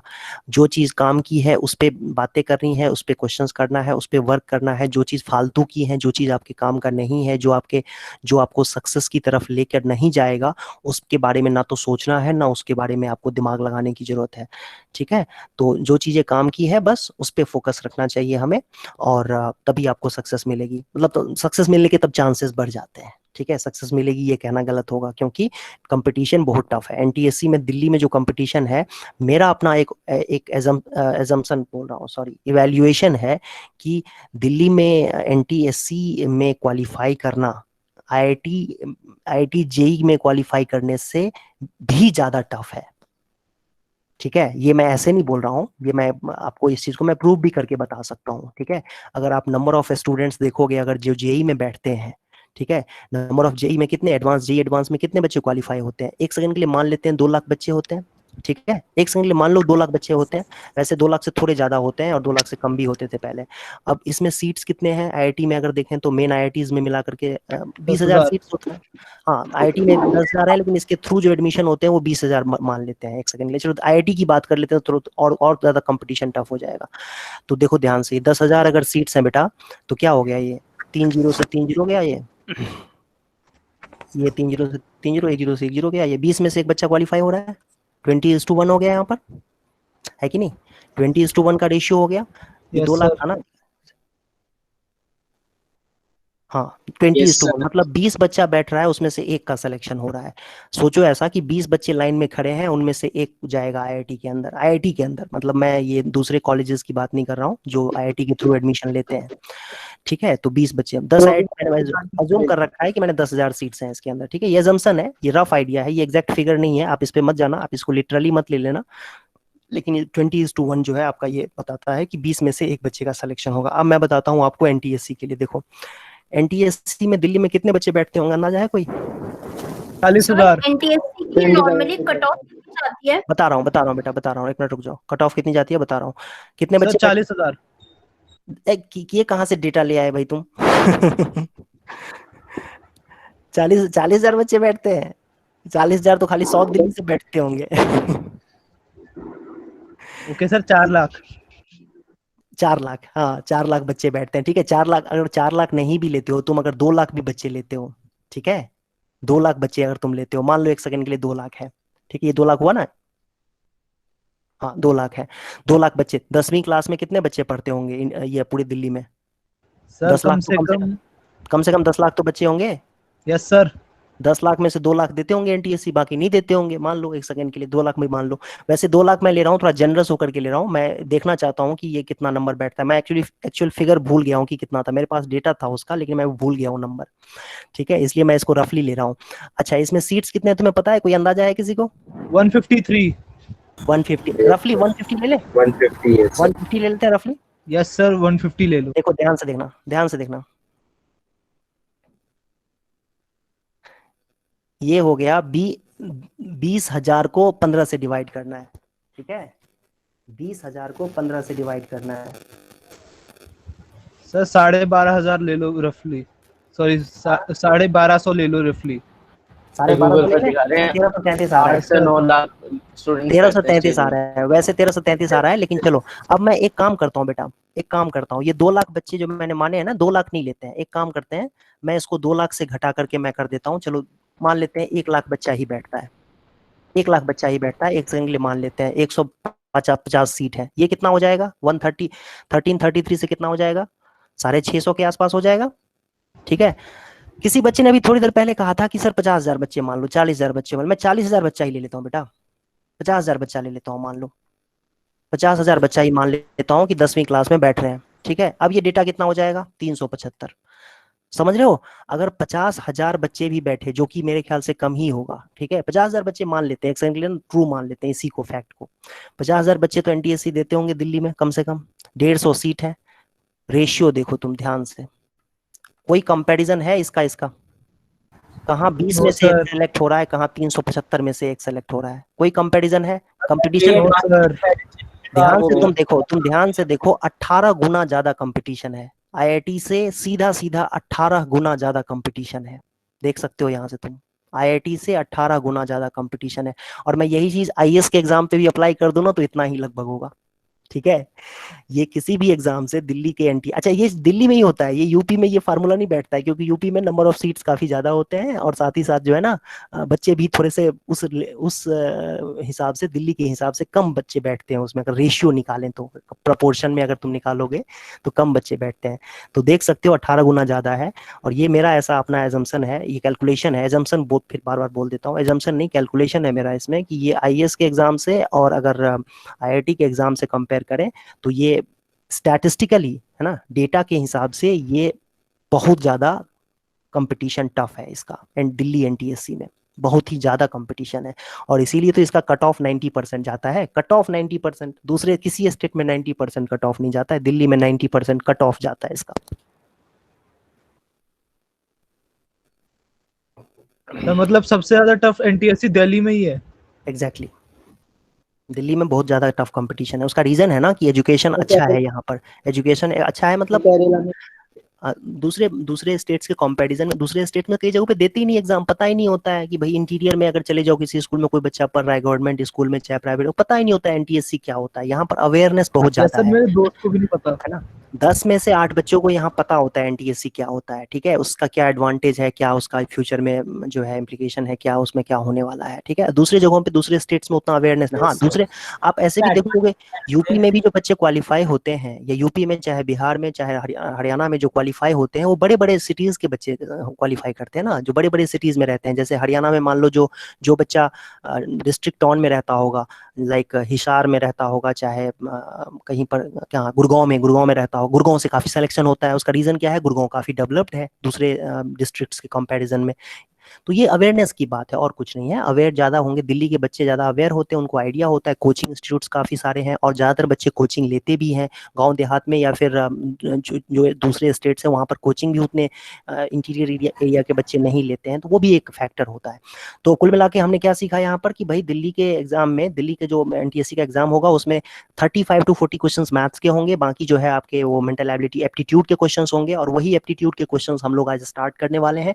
और आज मैं आप लोगों को पहला चैप्टर जो कि नंबर एंड लेटर सीरीज है उसका आइडिया दे देता हूं। और मैं फिर से बता रहा हूं कि सारी जिम्मेवारी आपकी है इसमें। इसमें पढ़ाने को बहुत कम है, इसमें 2-3 चैप्टर्स ही ऐसे हैं जिसमें कि मुझे पढ़ाना पड़ेगा, समझाना पड़ेगा आपको। कुछ चैप्टर्स हैं, मतलब 2-3-4 चैप्टर्स ऐसे हैं जिसमें कि मुझे समझाना पड़ेगा, लाइक क्लॉक हो गया, कैलेंडर हो गया, ये सब चीजें ना समझानी होती है, डायरेक्शन थोड़ा बहुत, है ना। नहीं तो बाकी चीजें जो है ना वो आप खुद से कर सकते हो, उसके लिए आपको कोई बहुत ज्यादा स्मार्ट होने की भी जरूरत नहीं है, बहुत ही सिंपल होती है। तो हम लोग स्टार्ट करते हैं फर्स्ट चैप्टर। कोई डाउट है तो पूछ सकते हैं। सर सैट और मैट को मिलाकर टोटल मार्क्स कितने होते हैं? 200। Excuse me sir. 200, हाँ बोलो। सर एनटीएससी का एडवांटेज क्या है आगे लाइफ में? एक मिनट, सेट के क्वेश्चंस होते हैं, ये मैंने स्टार्टिंग में भी बताया था आपको, फिर से बता दे रहा हूँ। मैथ्स के 20 क्वेश्चंस होते हैं, साइंस के 40 क्वेश्चंस होते हैं और सोशल साइंस के 40 क्वेश्चंस होते हैं, ठीक है। 40 100 80 80 20 100। मैं जो एनटीएससी का एडवांटेज है, एनटीएससी एक तो बहुत ही ये कह सकते हो कि प्रेस्टिजियस एग्जामिनेशन है, लाइक आईआईटी आईएएस कई सारी चीजों में ना, ये जितने पॉपुलर वो एग्जाम है वैसे ही एनटीएससी भी एक बहुत पॉपुलर एग्जाम है। ये होता क्या है कि ये एक रेपुटेशन वाली बात है। तुम्हें पता होगा ना कि एक मान लो कि जैसे कोई एम्स से कोई डॉक्टर पढ़ा हुआ है, ठीक है, और कोई एक मान लो कि किसी और गवर्नमेंट कॉलेज से, गवर्नमेंट हॉस्पिटल कॉलेज से पढ़ा हुआ है, ठीक है। कोई एक आईआईटी से पढ़ा हुआ है और कोई एक एनआईटी से पढ़ा हुआ है, ठीक है। कभी कभी ऐसा होता है कि इससे पढ़ने वाला बंदा जो है वो कह सकते हैं कि ज्यादा सक्सेसफुल नहीं हुआ, लेस सक्सेसफुल, ठीक है, लेस अचीवमेंट यहाँ पर ज्यादा है, मोर अचीवमेंट। एनआईटी होना मोर अचीवमेंट, ठीक है। या यहाँ पर भी ऐसे ही कि यहाँ पर जो बच्चा है वो लेस अचीवमेंट कर पाता है और यहाँ पर गवर्नमेंट कॉलेज से पढ़ने वाला ज्यादा अचीवमेंट कर पाता है, ठीक है। ये चीज तो आपने नोटिस किया होगा कि एम से पढ़ने वाला बच्चा जो है, कभी कभी ऐसा होता है कि एक बहुत नहीं पॉपुलर, उतना पॉपुलर नहीं, बट छोटा मोटा डॉक्टर बन के रह जाता है, जो बहुत पॉपुलर नहीं है। वैसे छोटा मोटा डॉक्टर भी रहना बड़ी बात है, लेकिन और गवर्नमेंट जैसे जैसे तुम लोगों ने सुना इसका नाम, त्रेहान का नाम सुना होगा। त्रेहान तो एम्स से नहीं पढ़ा हुआ है ना, एम्स का तो नहीं पढ़ा हुआ है वो, नरेश त्रेहान जो इतना पॉपुलर डॉक्टर है। और ऐसे भी कई सारे इंजीनियर्स हैं, जैसे वो जो माइक्रोसॉफ्ट वाला है, माइक्रोसॉफ्ट का जो हेड है वो भी वो मणिपाल से पढ़ा हुआ है, वो आईआईटी से नहीं पढ़ा हुआ है। हाँ यार बात है, सत्य नडेला। हाँ सत्य नडेला जो, हाँ सत्य नडेला जो है वो एनआईटी ना तो आईआईटी से पढ़ा हुआ ना एनआईटी से पढ़ा हुआ, तो वो मणिपाल इंस्टीट्यूट ऑफ टेक्नोलॉजी से पढ़ा हुआ है, ठीक है। तो बहुत पॉपुलर है लेकिन वो, है ना, टेक्नोलॉजी के फील्ड में।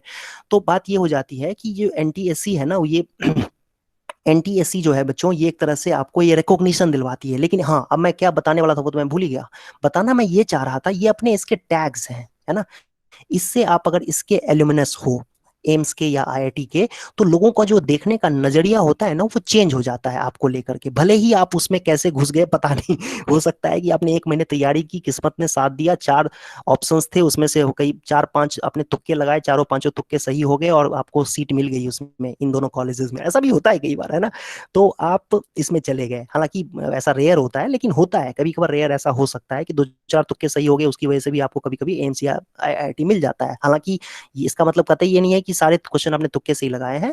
कहने का मतलब ये है कि आपने मेहनत की है 90%, लेकिन आपको उसका जो रिजल्ट है वो 100% मिल गया, है ना। कई बार बच्चे ऐसे होता है कि 95% करते हैं और उनका उसको रिजल्ट जो है वो 80% ही मिलता है।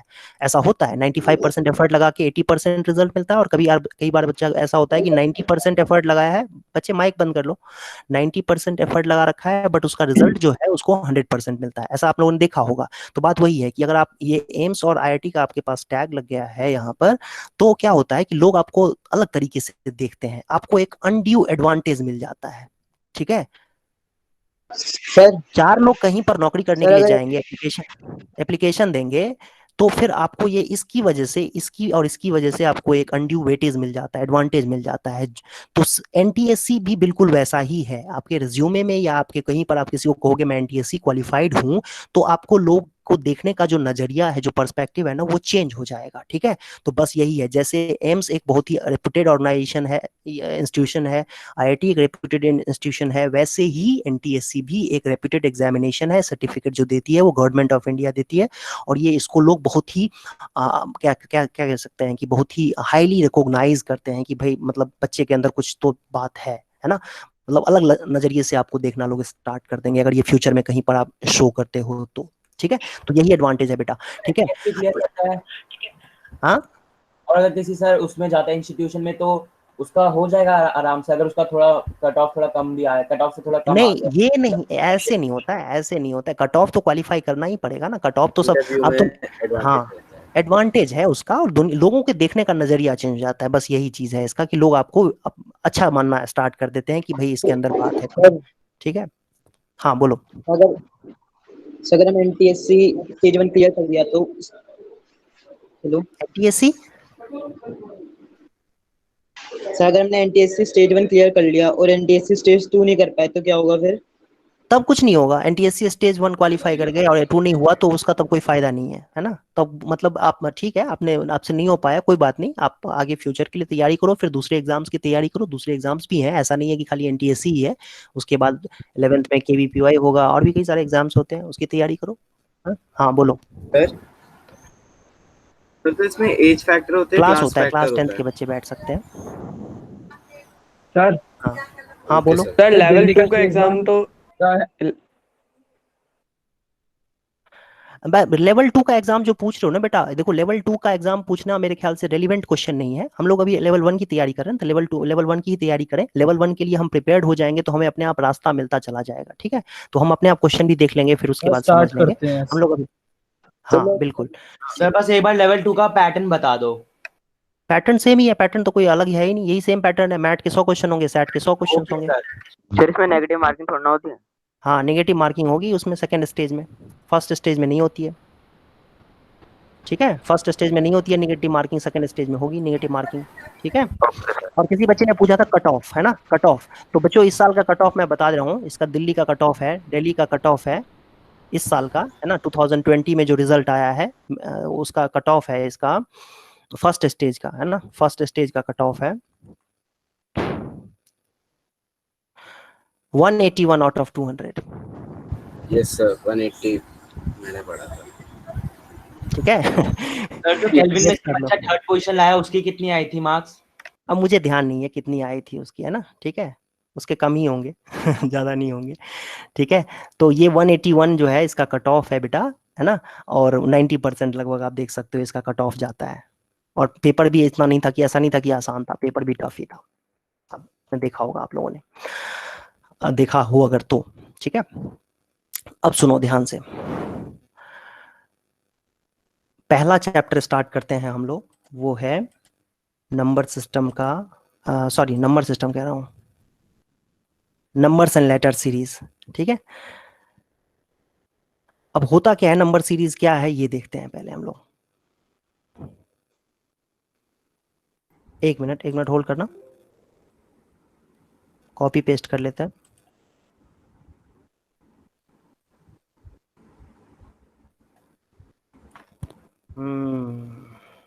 ये रहा आपका हेडिंग और ये रहा आपका क्वेश्चन।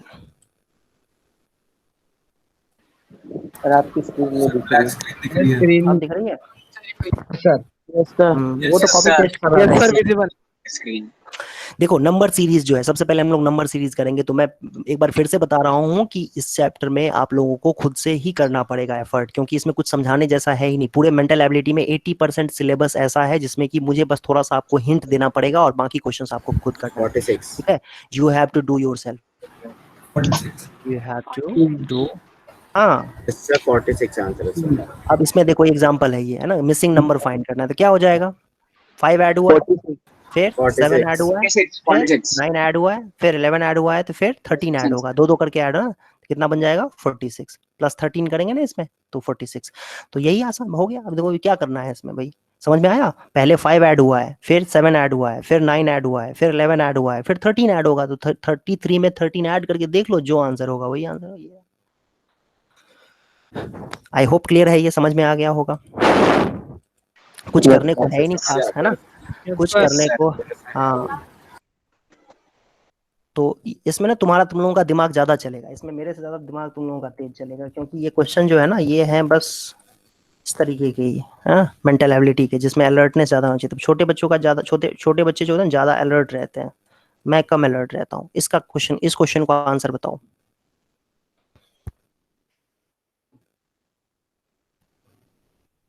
सर सी, सर 306 आ रहा है।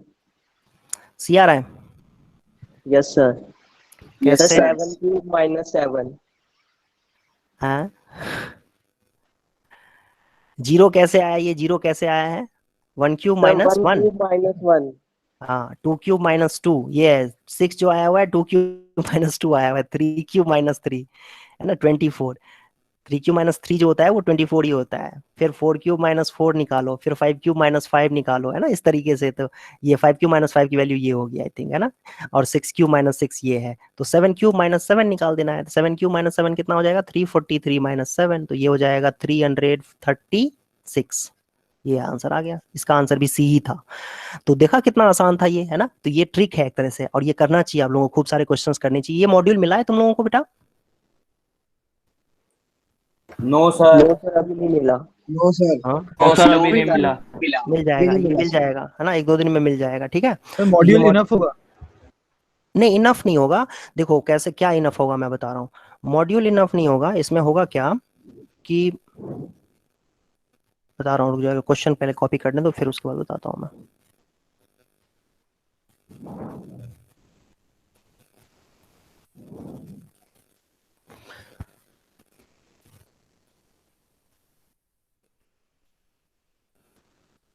ये क्वेश्चन करो फिर बताता हूँ।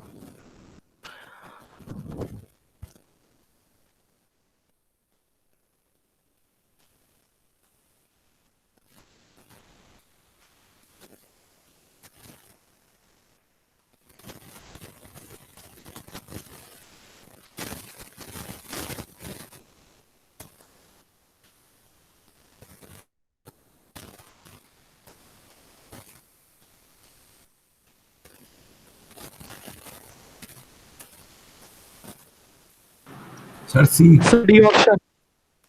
Sir C, next 170। Sir D option. Sir D option. Sir D C. C है कि डी है? सर सी है। डी है, सर डी। डी है, डी। सर डी है, डी है। Sir D option 5 + 3 8 + 4 12 12 + 4 16। Sir sir सी, डी होगा x16। देखो सबसे पहले इसमें सर किया सी गया है, देखो इसमें क्या किया हुआ है, पी के बाद ना, पी के बाद आर लिखा हुआ है, मतलब क्या किया हुआ है इन्होंने? पी क्यू आर +1 किया हुआ है स्किप ना। कर। हाँ, क्यू, पी क्यू स्किप कर दिया, ठीक है। इसके बाद क्या किया हुआ है, इसके बाद क्या किया हुआ है इसमें देखो, आर के बाद, आर के बाद नहीं, सॉरी, जी एच, इसके बाद इसमें 2 ऐड कर दिया है ना, जी एच को गायब कर दिया है, FGHI, करेक्ट है, देख रहे हो इस तरीके से। और इधर से अगर हम देखें तो RST है ना, फिर इसके बाद STUV है ना, क्या किया हुआ है इसके बाद? PQR +1 किया हुआ है, PQR RST है ना, +1 किया हुआ है, फिर STUV +1 किया हुआ है, फिर इसके बाद क्या हो जाएगा, +1 ही तो होगा, है ना, +1 होगा तो STUV होना चाहिए, V के बाद STUVW x होना चाहिए। यहाँ पर जो ये ब्लैंक में ना, यहाँ पर x आना चाहिए था, ठीक है। ये मैंने थोड़ा सा जो है ना, ये मैंने एक्सप्लेन जो किया हुआ है वो अच्छा एक्सप्लेन नहीं किया हुआ है, मैं दोबारा करता हूँ, रुक जाओ। नहीं सर सही। नहीं रुक जाओ। ये जो एक्सप्लेन किया हुआ था ना मैंने, ये वाला पार्ट नहीं करना चाहिए था, ऊपर में लिखना चाहिए था। देखो नीचे से एक्सप्लेन करना चाहिए था। ये PQR है, देखो हुआ क्या है, +1 कर दिया गया है, फिर उसके बाद RST, ये फिर से +1 कर दिया गया है, फिर STUV है ना, TU को स्किप किया गया है, फिर तो V के बाद क्या आता है बच्चों, W को स्किप करके फिर यहाँ पर x आ जाएगा, है ना, x आ गया। अब देखो उसके बाद है 3 है तो फिर 5 है, 5 है फिर 5 के बाद 3 ऐड कर दिया, 3 के बाद 4 ऐड कर दिया, 4 के बाद क्या करेंगे 5 ऐड करेंगे, तो 5 ऐड करेंगे कितना आ जाएगा 17 आ जाएगा, ठीक है। हाँ फिर देखो C के बाद ये F है ना, C से कितना दूर है F, C D E +2 किया गया है ना, फिर उसके बाद F के बाद I है, I से मतलब कितना दूर है ये F G H है ना, +2 कर दिया गया है, फिर यहाँ से भी ये कितना दूर है 2 है, I J K L है ना, तो +2 कर दिया गया है, तो L से भी 2 दूर रखो, तो L M N O आ जाएगा, है ना, समझ में आया, 2 करके ना 2 ऐड किया है, तो P देखो यहाँ से C के बाद C D E को स्किप किया, F लिख दिया, फिर F के बाद F G H को स्किप किया, I लिख दिया, I के बाद I J K को स्किप किया, L लिख दिया, तो L के बाद L M N को स्किप करेंगे तो क्या आएगा O, तो X17O जो है ये आंसर है, X17O। जिसको नहीं समझ में आया होगा रिकॉर्डेड वीडियो देख लेना, ठीक है, समझ में आ जाएगा, है ना, दोबारा सुन लेना इस जो मैंने एक्सप्लेन किया हुआ है। वैसे अक्सर हम डायरेक्ट भी तो कर सकते थे, क्योंकि हमें स्टार्टिंग के 2 मिल चुके थे, तो हमें निकालने की जरूरत नहीं थी ना जो तीसरा हम लेटर श्योर था। नहीं हम श्योर हो रहे थे कि भाई 100% करेक्ट होना चाहिए, ऐसा कभी कभार जो है ना उल्टा पुल्टा भी कर देते हैं ना कुछ, तो मैं श्योरली करना चाहता था कि सारे जो मिसिंग पार्ट्स हैं वो मैच हो जाए, अपने पैटर्न को फॉलो करें, इसलिए मैं श्योर कर रहा था, लेकिन तुम जो तरीका यूज कर रहे हो उसमें कुछ गलत नहीं है, बिल्कुल सही है, कर सकते हैं वैसे भी। Okay sir, thank you sir. तो ये बच्चों था हमारा मिसिंग लेटर वाला पार्ट, ठीक है। अच्छा अब एक टाइप का और भी क्वेश्चन होता है, वो हम लोग इतना सफिशिएंट है आज के लिए, इतना ही रहने देते हैं, एक क्वेश्चन और कर लेते हैं, चलो मुश्किल क्वेश्चन देखते हैं। मुश्किल वैसे पता नहीं चलेगा इसमें कौन सा मुश्किल है कौन सा इजी है, लेकिन फिर भी चलो देखते हैं। वेट 1 मिनट,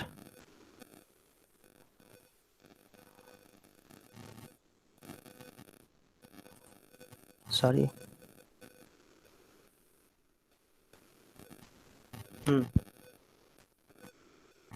ये क्वेश्चन कर दो, इस क्वेश्चन का आंसर बताओ। 8 4 12 6 18 ब्लैंक 27।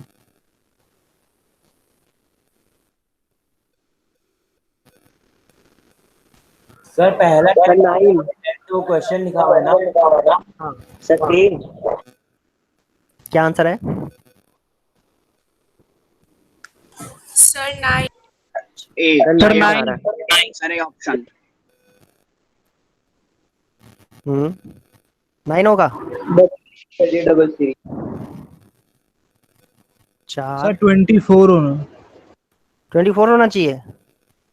नहीं ऐसे? सर 9 देखो सर 8 के 9 बाद होगा। 12 है, 12 के बाद 18 है, मतलब इसमें क्या हुआ है 4 ऐड हो गया, फिर क्या ऐड हुआ +6 ऐड हो गया, फिर इसके बाद जो होना चाहिए था ये 9 सॉरी 9 ऐड हो जाना चाहिए था, वो तो हो ही रहा है। और इसमें क्या हो रहा है 4 के बाद 6 2 ऐड होना चाहिए, और ओ सॉरी 4 के बाद 2 6 और 6 के बाद 9 क्यों ऐड होना चाहिए था?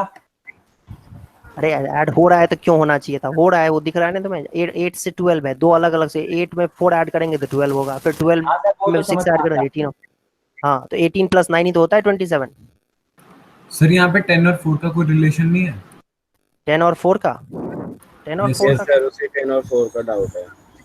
सर 10 यस और मैंने 10 को भी पहले स्टार्टिंग में ले रहा था मैं। देखो ये देखो क्या होगा 4 के बाद 6 है, ठीक है, और 6 के बाद यहाँ पर आएगा ये वाला पार्ट, 2 ऐड किया हुआ है, इसमें क्या हो रहा है 2 3 ऐड होना चाहिए, आई थिंक 3 ऐड होना चाहिए, इस तरीके से कर सकते हैं। Yes sir. तो सर 10 सिर्फ कंफ्यूजन के लिए दिया है? 10 10 कह रहे हो? 10 कहाँ से? सर वो क्वेश्चन नंबर था, वो सर 10 तो confuse हो क्वेश्चन गए नंबर थे। सर उसी 10 में तो मैं क्वेश्चन नंबर है, ये क्वेश्चन नंबर है बेटा, okay okay sir. Okay sir, ये क्वेश्चन नंबर है। वो कंफ्यूज हो ओके गया। सर। हाँ, इस तरीके से 4 2 जा 8, 6 2 जा 12, 6 2 जा 12, फिर 9 2 जा 18, ऐसे भी कह सकते थे इसको। 9 होगा यहाँ पर, 9 आंसर। तरीका पर समझ में नहीं आ रहा, हमने ऊपर +4 +6 किया, नीचे +2 +3 कर दिया। हाँ तो ये 4 हो रहा है फिर 6 हो रहा है, इस तरीके से देखो ना कि 2 बढ़ रहा है फिर 3 बढ़ रहा है, तो इसी तरीके से 2 बढ़ रहा है फिर 3 बढ़ेगा, है ना, 2 है फिर 3 बढ़ेगा, इस तरीके से। सर ऊपर तो अच्छा, वो 4 तरीका नहीं समझ में आ रहा है ना? हाँ, वो तरीका सही नहीं है ना, तो वो तरीका नहीं सही है, तो सबसे अच्छा तरीका ये है ना कि 4 2 जा 8, देखो ध्यान से देखो, ये देखो। हाँ सर, 4 Yes, 2 sir, जा yeah. 8, 4 3 जा सर 12। और ये भी, सर और ये भी और- कर सकते थे 8 + 4 = 12, 12 + 6 = 18। और 18 + 6 24। Sir no sir, 24 + 18 9। वो फॉलो नहीं हो रहा है, वो फॉलो नहीं हो 18 रहा है। + 9 20। 18 + 9, यस सर, 18 + 9। 18 + 9 8 + 4 12, 12 + 4 ये कैसे किया है तुमने? जैसे कि देखो, मैं ऐसे भी कह रहा हूँ ना, 4 2 जा 8, 6 2 जा 12, इस तरीके से 9 2 जा 18, ऐसे ऐसे भी फिल हो रहा है, 9 आंसर आ रहा है। एक बार आंसर चेक करें, इसका आंसर चेक करके बताता हूँ, रुक जाओ, क्या आंसर है बुक में, क्या दिया हुआ आंसर ये देख लेते हैं एक बार, रुक जाओ। 10th का आंसर, आंसर की में 10th का आंसर ए दिया हुआ है। ए क्या था?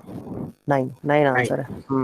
वही तरीका होगा, ठीक है। कई बार ना इसमें थोड़ा सा इशू ये भी होता है, कई बार ना क्वेश्चंस में ना, इसमें इन तरह के क्वेश्चंस में कई बार ना डिस्प्यूट भी हो जाता है, जैसे कई बार ना दो लॉजिक काम कर जाता है और दोनों लॉजिक सही लगता है और दोनों से आंसर अलग अलग होता है, तो ऐसी पॉसिबिलिटी होती है कभी कभी, है ना, तो इसमें कुछ कर इसका नहीं। लॉजिक आ गया समझ में। हाँ, 4 2 जा 8 है, देखो ना यहाँ पे, 4 2 जा 8, 6 2 जा 12, 9 2 जा 18, इस तरीके से। सर हम सर तो मैथ के लिए हमें क्या करना होगा? क्या कह रहे हो? बोलो बोलो। मैथ के लिए क्या करना होगा? वो बताता हूँ, ठीक है। नेक्स्ट, और क्या कह रहे हो? और क्या डाउट? कोई बोल रहा था, कुछ बोल रहा था। सर मैं ये कह रहा था, मैंने ये वाला लॉजिक लगाया था, 8 + 4 12 होता है, 12 + 6 18 हो जाएगा, तो 18 + x = 27, x की वैल्यू 9 आ जाएगी। हाँ, ये तुमने ये भी सही लॉजिक लगाया है, मुझे ये लॉजिक ज्यादा अच्छा लग रहा है, ठीक है। गलत तुमने है, जो बोल, हाँ बोल ही देना चाहिए था ना 4 + 12, फिर इसने नहीं 4 देखो, ये क्या कह रहा है, 8 सर + 4 12 हो गया, ठीक है, और 12 + 4 8 + 4 कितना हो गया? 12 हो गया, ठीक है। और फिर क्या कहा दोनों के तुमने? पेयर में ऐड 12 करना है। + 6, है ना, 12 + 6 बोला ना तुमने? Yes sir. हाँ, 12 + 6 हो जाएगा, 18 हो जाएगा। तो ये 18 में क्या ऐड करें ताकि 27 हो जाए? तो 9 ऐड करना पड़ेगा। 8 में क्या सर ऐड करें? ये भी, यस सर। देखो देखो देखो देखो सर देखो इसके लिए ध्यान ये भी कर सकते हैं ना, 8 - 4 4 हो जाएगा, फिर 8 + 4 12 हो जाएगा, फिर 12 वो एक ही बात है। - 6 हो जाएगा, और वही 12 वो जो कह रहा है ना, तुम उसको दूसरे तरीके से कह रही हो, वो दूसरे तरीके से कह रहे हो। जो वो बच्चा बोला था ना अभी अभी, जिसने बोला ना कि यहाँ पर 8 में, ये 12 में से 8 माइनस करेंगे 4 हो जाएगा, है ना, 16 में से 12 माइनस करेंगे तो 6 हो जाएगा, इसमें से इसको माइनस क्या करेंगे तो 9 हो जाएगा, हो गया। लो, ये तरीका भी लॉजिकल है, बिल्कुल लॉजिकल लगता है ये, ठीक है। हाँ हाँ, बिल्कुल कई तरीके से किया जा सकता है, इसमें यही डिसएडवांटेज है कि कई तरीके से किया जा सकता है। हाँ बोलो। सर बोलो मैंने बोलो। कहीं पढ़ा था कि जब भी वो जो पहला टर्म होता है ना, पहला टर्म और अगर सेकंड टर्म है, अगर वो पहला टर्म सेकंड टर्म से बड़ा है ना, तो डबल सीरीज लगती है। नहीं, ये कोई लॉजिक नहीं हो गया, वो और भी कुछ हो सकता है। हाँ ठीक है, वो कह सकते हैं, वो बात सही है, लेकिन वो नहीं, पूरी वो तरह से कभी trick कभी कभी वो रूल फेल भी हो जाता है, ठीक है। मेंटल एबिलिटी में ना कुछ भी लग सकता है, उसमें कोई मैथमेटिक्स जैसा नहीं होता है कि भाई एक फिक्स रूल लगेगा, कुछ भी लग सकता है, उसमें कोई भी लॉजिक लग सकता है।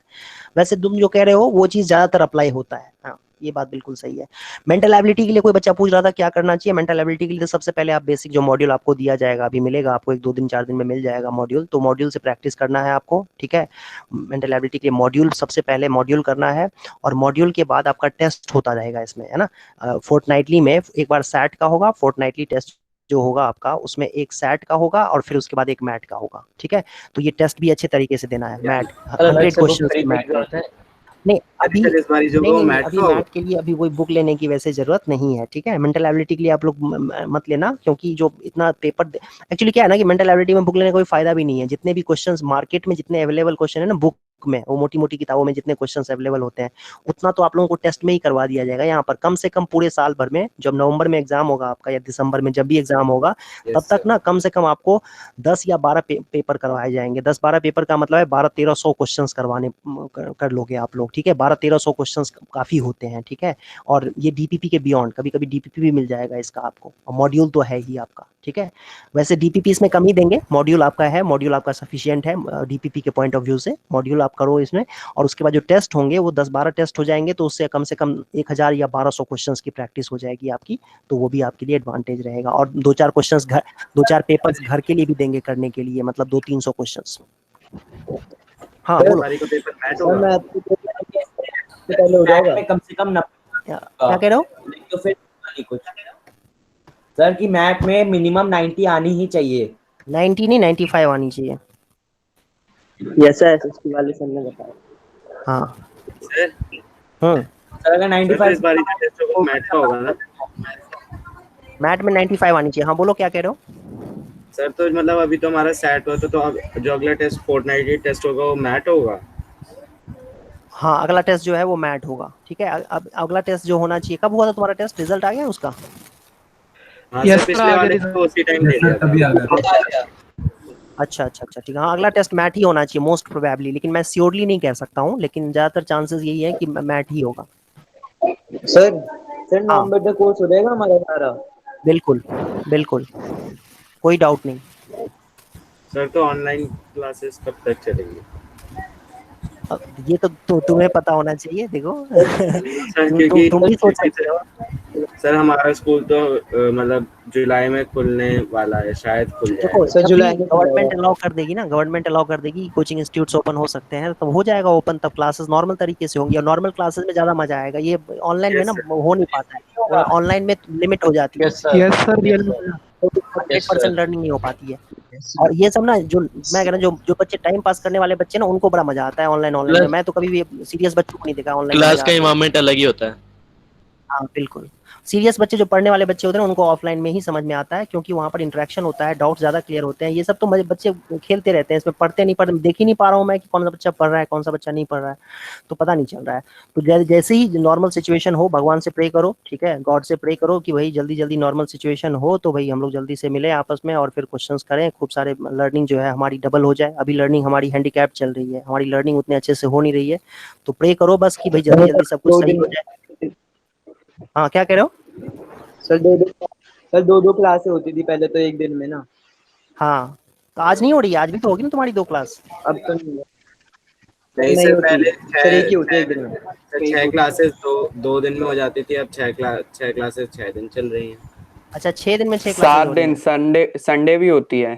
तुम लोग अच्छा संडे की भी छुट्टी होती है। नहीं वो तुम लोग कर लो, क्योंकि देखो 1.5 घंटे की तो क्लास होगी ना, ये भी तो है ना, 1.5 घंटे की तो क्लास होनी है, तो तुम लोग वो तो मैनेज कर ही लो। किसी को कोई डाउट हो तो पूछ सकते हो, अभी क्लास ओवर हो चुकी है, ठीक है। कोई डाउट हो तो पूछ सकते हो। सर चैट बॉक्स पे लिख दिया। सर चैट बॉक्स में लिखा है क्वेश्चन। सर चैट बॉक्स में क्वेश्चन लिखा है। ये number of even proper divisor. हाँ जी सर।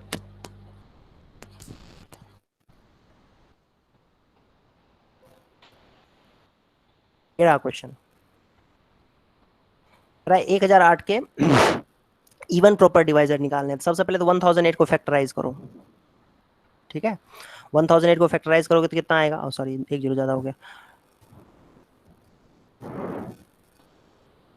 जो बच्चे डाउट नहीं है जिनको, वो जा सकते हैं क्लास के, लॉग आउट कर सकते हैं, और जिनको डाउट हो वो बैठे रहें।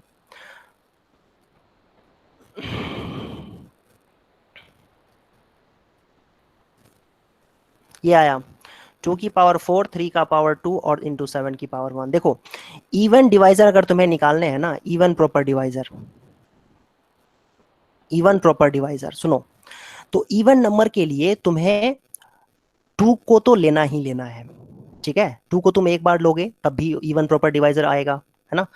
और मैं ये कहना चाह रहा हूँ 2 को कम से कम एक बार लेना पड़ेगा, कम से कम एक बार, 2 को 2 बार भी ले सकते हो, मतलब 2 पावर 2 भी ले सकते हो, 2 पावर 3 भी ले सकते हो, 2 पावर 4 भी ले सकते हो, लेकिन 2 पावर 0 नहीं ले सकते हो क्योंकि तुम्हें इवन नंबर चाहिए, इवन डिवाइजर चाहिए।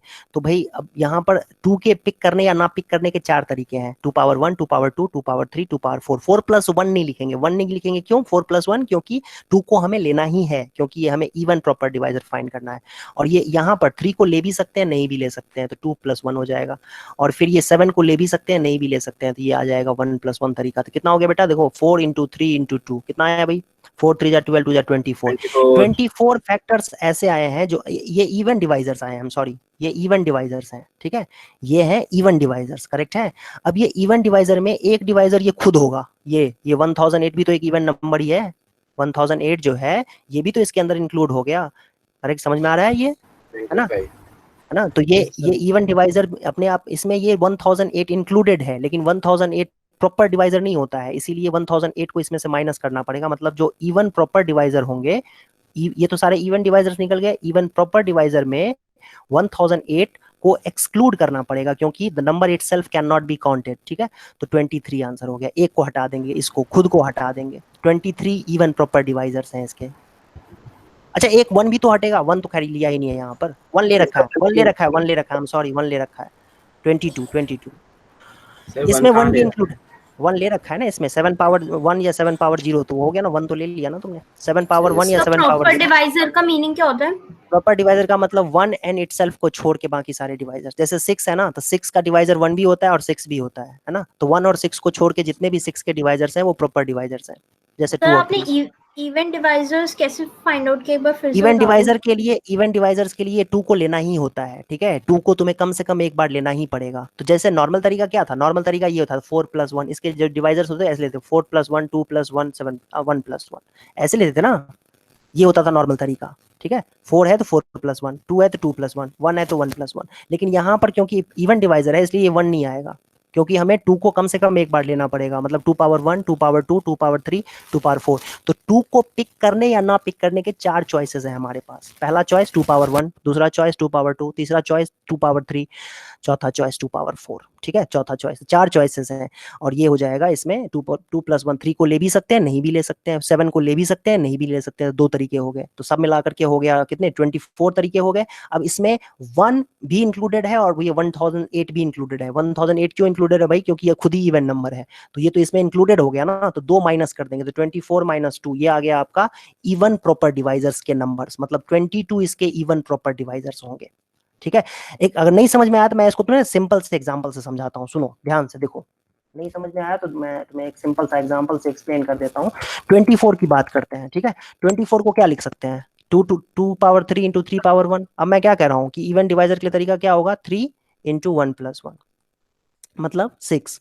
ये तो हो गया टोटल नंबर ऑफ डिवाइजर, इसमें से 2 माइनस करो, कितना आ जाएगा 4 इसके होंगे इवन डिवाइजर्स। और देखो मैं कह रहा हूँ 4 इवन डिवाइजर्स होंगे, 2 4 6 8, बताओ अब 12।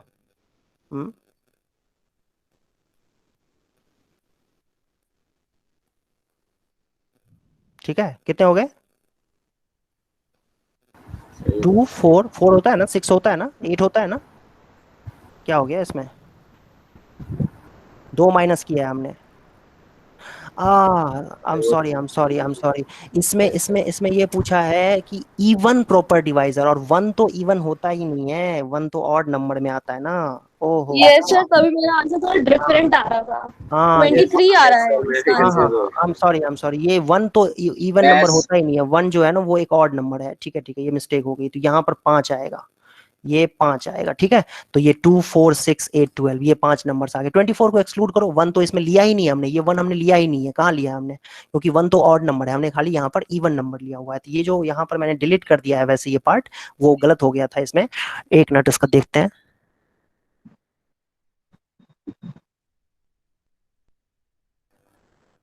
आया नहीं, ठीक है। तो ये 1 हो जाएगा तो 5 आ जाएगा। आई थिंक ये समझ में आ गया होगा। तो 1008 को एक बार फिर से देख लेते हैं। 1008 है तो ये कितना आया था इसका फैक्टर बच्चों, याद करो एक बार, बताओ क्या आया था, 2 की पावर 4 2 की पावर 3 की पावर 2 इंटू 7 ये था ना। हाँ तो 4 इंटू 2 प्लस 1 इंटू 1 प्लस 1 ये था, ठीक है। कितने आया थे इसका मल्टीप्लीकेशन कितना आया था, 4 3 जा 12 और 12 2 जा 24 में से 1 माइनस करेंगे। 1 क्यों भाई? क्योंकि इसमें हमने ऑड नंबर लिया ही नहीं है, इवन नंबर्स किए हैं फैक्टर्स, खाली इवन फैक्टर्स निकाले हैं। इवन फैक्टर में तो 1 आता ही नहीं है, इवन फैक्टर्स में 1 आता ही नहीं है, जो मैंने गलत यहाँ पर ले लिया था। इवन फैक्टर में 1 आएगा ही नहीं, तो 23 फैक्टर्स हो जाएंगे इसके आंसर। ठीक है, यही आंसर होगा। हाँ, और बताओ कोई डाउट है किसी को? हाँ, और प्रॉपर डिवाइजर्स कैसे निकालते हैं? और प्रॉपर में 2 नहीं लेना होता है। जैसे अगर 35,700।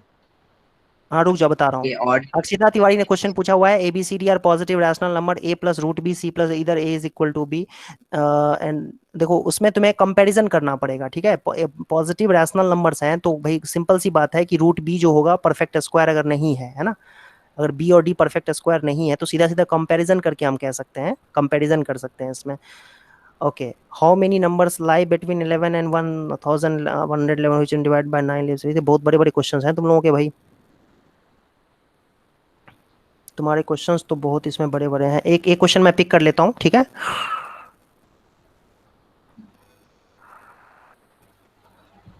हाँ रुक जाओ, 1 मिनट रुक जाओ।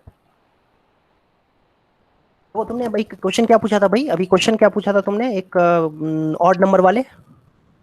Find the number of odd proper divisors of 35,700। 35,700 बहुत बड़ा नंबर हो गया, इसका फैक्टराइज करके बताओगे मुझे क्या है? यस सर, मैं बताऊं सर? 5 बोलो। की पावर 2 into 2 की पावर 2। हाँ सर 5 की पावर 2 into 2 की पावर 2 into 3 into 7 into 17। ये आया, ठीक है। तुम्हें इसको नहीं लेना है, ठीक है, ये नहीं लेना है। 2 पावर 2 में से कुछ नहीं लेना है, 2 पावर 1 भी नहीं लेना है, 2 पावर 2 भी नहीं लेना है, ये सारे लेने हैं। करेक्ट है, ये सारे लेने होते तो ऑड निकल के आया था। ये इसको लेने या नहीं लेने के कितने तरीके हैं? 2 + 1। इसको लेने या नहीं लेने के कितने तरीके हैं? 1 + 1। अगला वाला 7 को पिक करने या ना पिक करने के कितने तरीके हैं? और 17 को पिक करने या ना पिक करने के कितने तरीके? यही हो गया नंबर ऑफ ऑड डिवाइजर्स, ठीक है। और प्रॉपर डिवाइजर अगर लेना है तो उसमें से 1 को माइनस कर देना, 1 माइनस कर देना, क्योंकि 1 इसमें इंक्लूडेड है, ठीक है। बस यही है। How many numbers lie between 1 11 and which when divided by 9 leaves remainder 6। 9 से एंड व्हेन डिवाइड बाय 21। 9 से डिवाइड करने पे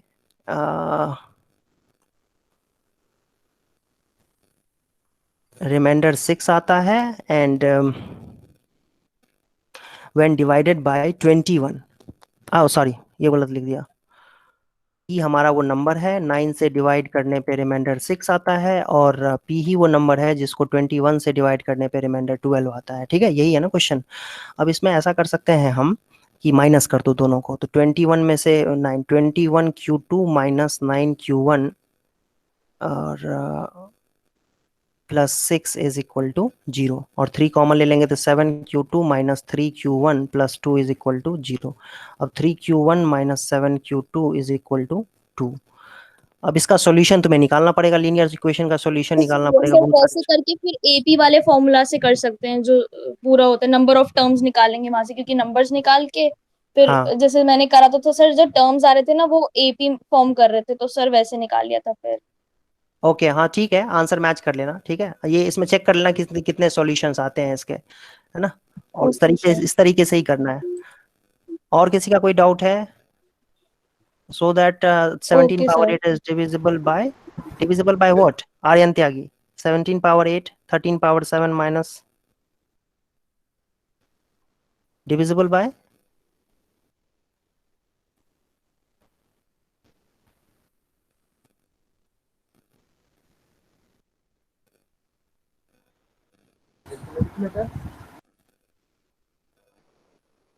नेक्स्ट क्लास में कंटिन्यू होगा। उदेश राजपूत अभी है, नेक्स्ट क्लास में पॉलिनोमियल कंटिन्यू रहेगा। अब ये आर्यन ने क्वेश्चन क्या पूछा हुआ है नहीं समझ में आ रहा है, ठीक है। आर्यन एक काम करना, अगली क्लास में पूछना अब।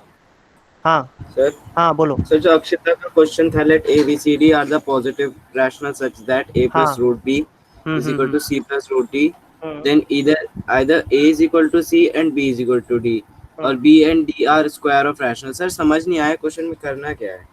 A plus root B C plus root D के बराबर है ना, A plus root B C plus root D के बराबर है। तो क्वेश्चन में करना क्या है, इसमें प्रूव करने के लिए कह रहा है क्वेश्चन को, है ना, कि then either A is equal to C, B and B और B और D और sum of square of rational. कह रहा है कि ये जो है ना A इज इक्वल टू या तो C के बराबर होगा ए इज इक्वल टू या तो सी के बराबर होगा या बी और डी परफेक्ट स्क्वायर होंगे। तो ये इसको कैसे कर सकते हैं, देखो इसको तुम इस तरीके से कर सकते हो, दोनों तरफ स्क्वायर करके कर सकते हो कि भाई ये परफेक्ट कंपैरिजन कर सकते हैं। यहाँ पर रैशनल पार्ट को रैशनल पार्ट के साथ कंपेयर कर दिया और इरेशनल पार्ट को इरेशनल पार्ट के साथ कंपेयर कर दिया, तो दो ये बराबर हो जाएगा। केस वन इसमें हम कह सकते हैं कि भाई ऑब्वियसली ए और सी अगर पॉजिटिव नंबर्स हैं, ए और सी पॉजिटिव नंबर्स हैं, तो उस केस में रैशनल पार्ट के साथ कंपेयर होगा और इरेशनल पार्ट के साथ कंपेयर होगा।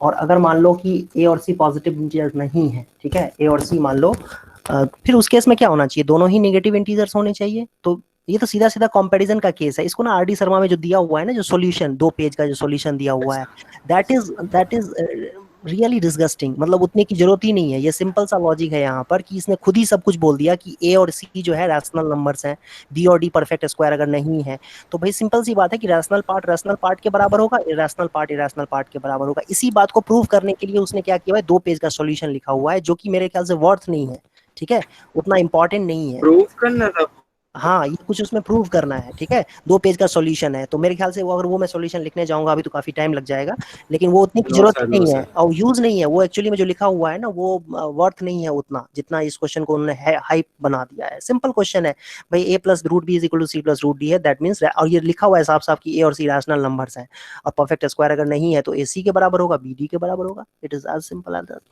As that. तो आई होप ये क्लियर है ये। और ये क्वेश्चन ऐसे भी सीबीएसई में नहीं आएगा। तो हम लोग अगली क्लास में कंटिन्यू करते हैं बेटा, अगली क्लास में कंटिन्यू करते हैं। Okay bye, bye sir. Good evening.